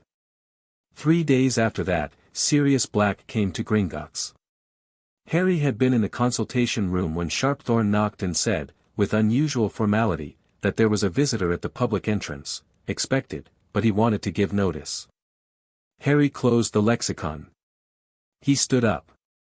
He straightened his robes, which was a habit he'd developed only recently, a consequence of having robes that actually fit. He walked to the main hall. Sirius Black was tall and dark-haired and visibly wrong in the way of someone who has spent 6 years somewhere that humans shouldn't be, thin where he should have been broad, carrying a quietness in his posture that was the quietness of a man who has learned to exist in very small ways. But his eyes were the same gray that the family portraits had shown Harry, and they were alert, and when he saw Harry walk into the main hall they did something that Harry found he had to look away from briefly and then look back at. They filled. "Harry," Sirius said, and his voice was rough from disuse and from 6 years of other things, and it was the first time Harry had ever heard someone say his name quite like that, like it was something precious and painful at once. Harry walked across the hall. He wasn't sure what he'd expected to feel. He'd thought about this moment logically, planned it, considered the variables. He was good at that. He'd been doing it for 3 weeks across 12 relics and 2 ministry proceedings and 1 conversation with Albus Dumbledore that had permanently altered the shape of several things. What he hadn't calculated for was this, that Sirius Black would look at him the way he looked, and Harry would look back, and the ring would pulse once, warm and deep and certain, and he would understand completely and immediately that this was his family. Not Petunia, who was complicated and trying. Not Dumbledore, who had good intentions and bad methods. Not even Ragnarok, who was his ally and something close to his champion. This was his family. He crossed the remaining distance between them and Sirius's arms came around him and the man made a sound that Harry decided didn't need to be catalogued or analyzed. It just needed to happen. They stood in the main hall of Gringotts for a while. When Sirius finally pulled back and looked at him properly, his eyes were doing several things and his hands were on Harry's shoulders with the grip of a man establishing reality through contact. "You did all this," he said. It wasn't quite a question. "Ragnarok told me, I couldn't." "Harry, you're 7 years old." "I know," Harry said. "People keep mentioning that." Sirius stared at him. Then he made a sound that was absolutely a laugh, unsteady and genuine and very much the laugh of a man who has gone 6 years without having anything to laugh about. "You're going to be terrifying," he said. James would have been so. He stopped. His hands tightened on Harry's shoulders briefly. He would have been so proud. So completely out of his depth and so proud. Harry looked up at his godfather. He thought about the satchel, the documents it had held, the sworn statement in James Potter's handwriting, the casual, affectionate confidence of a man who wrote like he knew he was loved. He thought about the mirror's early vision, the warmth and noise of a house where people loved each other without calculation. "Tell me about him," Harry said. "When you're ready. Tell me about both of them." Sirius looked at him. Then he said, quietly and with complete certainty, "I'll tell you everything." 2 weeks after Sirius's release, Harry sat in a meeting room at Gringotts with Ragnarok, Bonebreaker, Sirius, who had been to Gringotts every day and was rapidly becoming a fixed point in Harry's landscape, and Amelia Bones, who came at the end of the day when the ministry was done with her, and who had developed a habit of accepting Sharpthorn's tea without commenting on it. The agenda was Harry's future. Not in the abstract sense. The 12 relics were recovered, the legal case was complete, Pettigrew was in custody, Sirius was free and officially designated Harry's magical guardian through a proper Wisengamot hearing. But in the concrete sense, Harry Potter was 7 years old and the most significant unresolved legal and magical case in Wizarding Britain, and in 4 years he would receive his Hogwarts letter, and the question of what happened between now and then was genuinely open. "The formal finding against Dumbledore," Bones said, looking at the documents in front of her. "DMLE's recommendation is a censure rather than criminal charges. Full public record, the finding is clear, the conduct is unambiguous, but he's cooperated completely with Pettigrew's investigation and with Black's review. The courts will almost certainly follow that recommendation." "I agree with it," Harry said. Sirius looked at him sideways, and Harry looked back steadily. "I told Bones weeks ago. Azkaban for Dumbledore doesn't accomplish anything except creating a martyr. A public censure and a permanent record that clearly states what happened is better. He's going to stay at Hogwarts, Sirius said. Not quite a question. Probably, Harry said. For now. He paused. He's a good headmaster for most things. He's done real damage to the school by suppressing the founder's educational intent. The lexicon has a lot to say about what Hogwarts was originally designed to teach, but that can be addressed separately. He looked at Bones. The chief warlock position, though. He's agreed to step down from the Wizengamot chair voluntarily, Bones said. He handed his letter to Ogden this morning. Sirius absorbed this. You got Dumbledore to step down from the Wizengamot. He stepped down himself, Harry said. Because the alternative was a formal vote to remove him, and he's smart enough to know which outcome is more dignified. He picked up his tea. He did it right. I'm not going to pretend he didn't. Sirius was looking at him with that expression Harry was getting used to, the one that was part disbelief and part recognition and part something that was probably grief dressed as pride. You know what the problem is with you? Sirius said. What? You're incredibly reasonable, Sirius said, as though this were a flaw.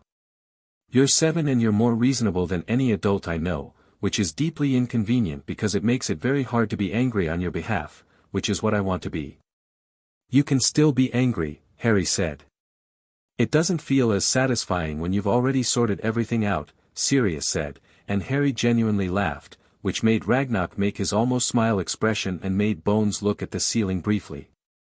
The question of Harry's education, Ragnarok said, bringing the agenda back with the efficiency of someone who has learned to navigate these conversational detours.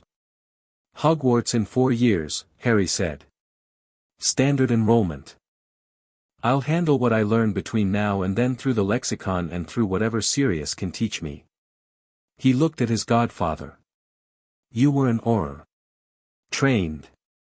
Never fully certified. Sirius's expression shifted into something more careful. 6 years in Azkaban means my certification lapsed several times over. You're being reinstated, Bones said, without looking up from her papers. Retroactive to your wrongful conviction date, because that's how the law works when someone has been wrongly dismissed. Your certification will be current once you complete a 30-day requalification, which given your history should be a formality. Sirius said, slightly stunned. A documentation exercise, Bones corrected. Yes. Sirius looked at Harry. Did you arrange that? I mentioned to Bones that the practical implications of your wrongful conviction should extend beyond just the imprisonment record, Harry said. She determined the rest. Sirius was quiet for a moment. You mentioned it, he repeated. Yes. Like you were mentioning the weather. I was also mentioning the weather.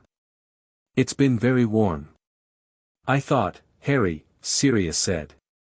Are you going to be like this forever? Harry considered the question seriously. Probably, he said. Sirius put his face in his hands briefly. Then he took his face back out of his hands and said, to Ragnarok, right.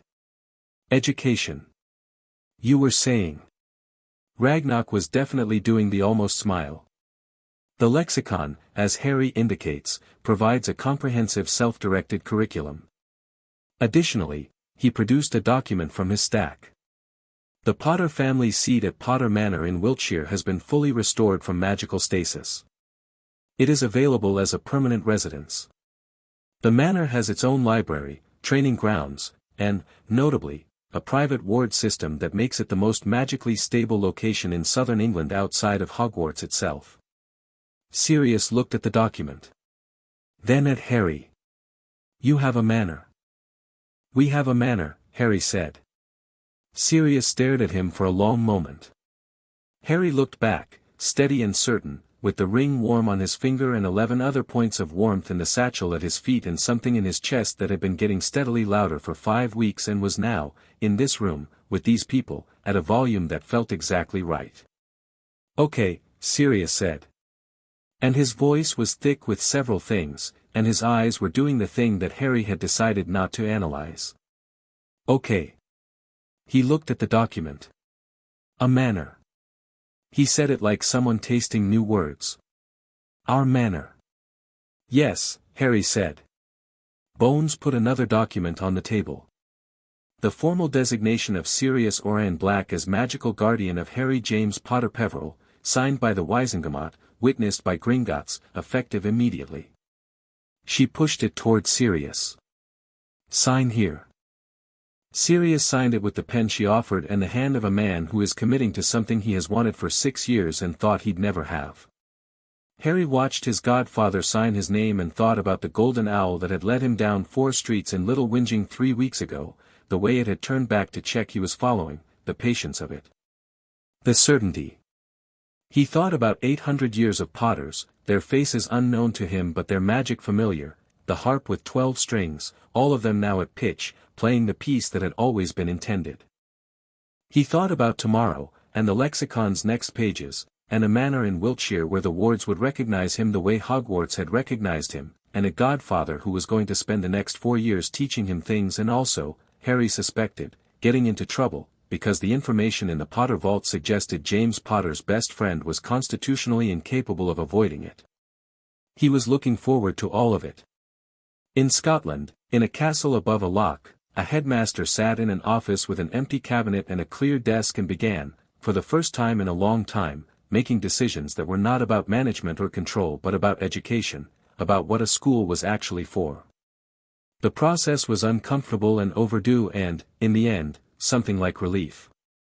In a ministry holding room, a small grey rat sat in a cage and contemplated the profound injustice of the universe, specifically as it applied to rats who had made poor choices and then got found by 7-year-olds with extremely accurate compasses. In the main hall of Gringotts, a golden owl sat on the highest perch above the entrance, watching the street outside with bronze eyes that were patient and warm and entirely satisfied. Harry signed his own copy of the guardianship document, formal acknowledgement by the ward, witnessed and on record, and the ring pulsed once, deep and resonant, and the second heartbeat in his chest said, "Here. Just, here." Meaning, this is it. This is the place. Start here. He put his pen down. He started.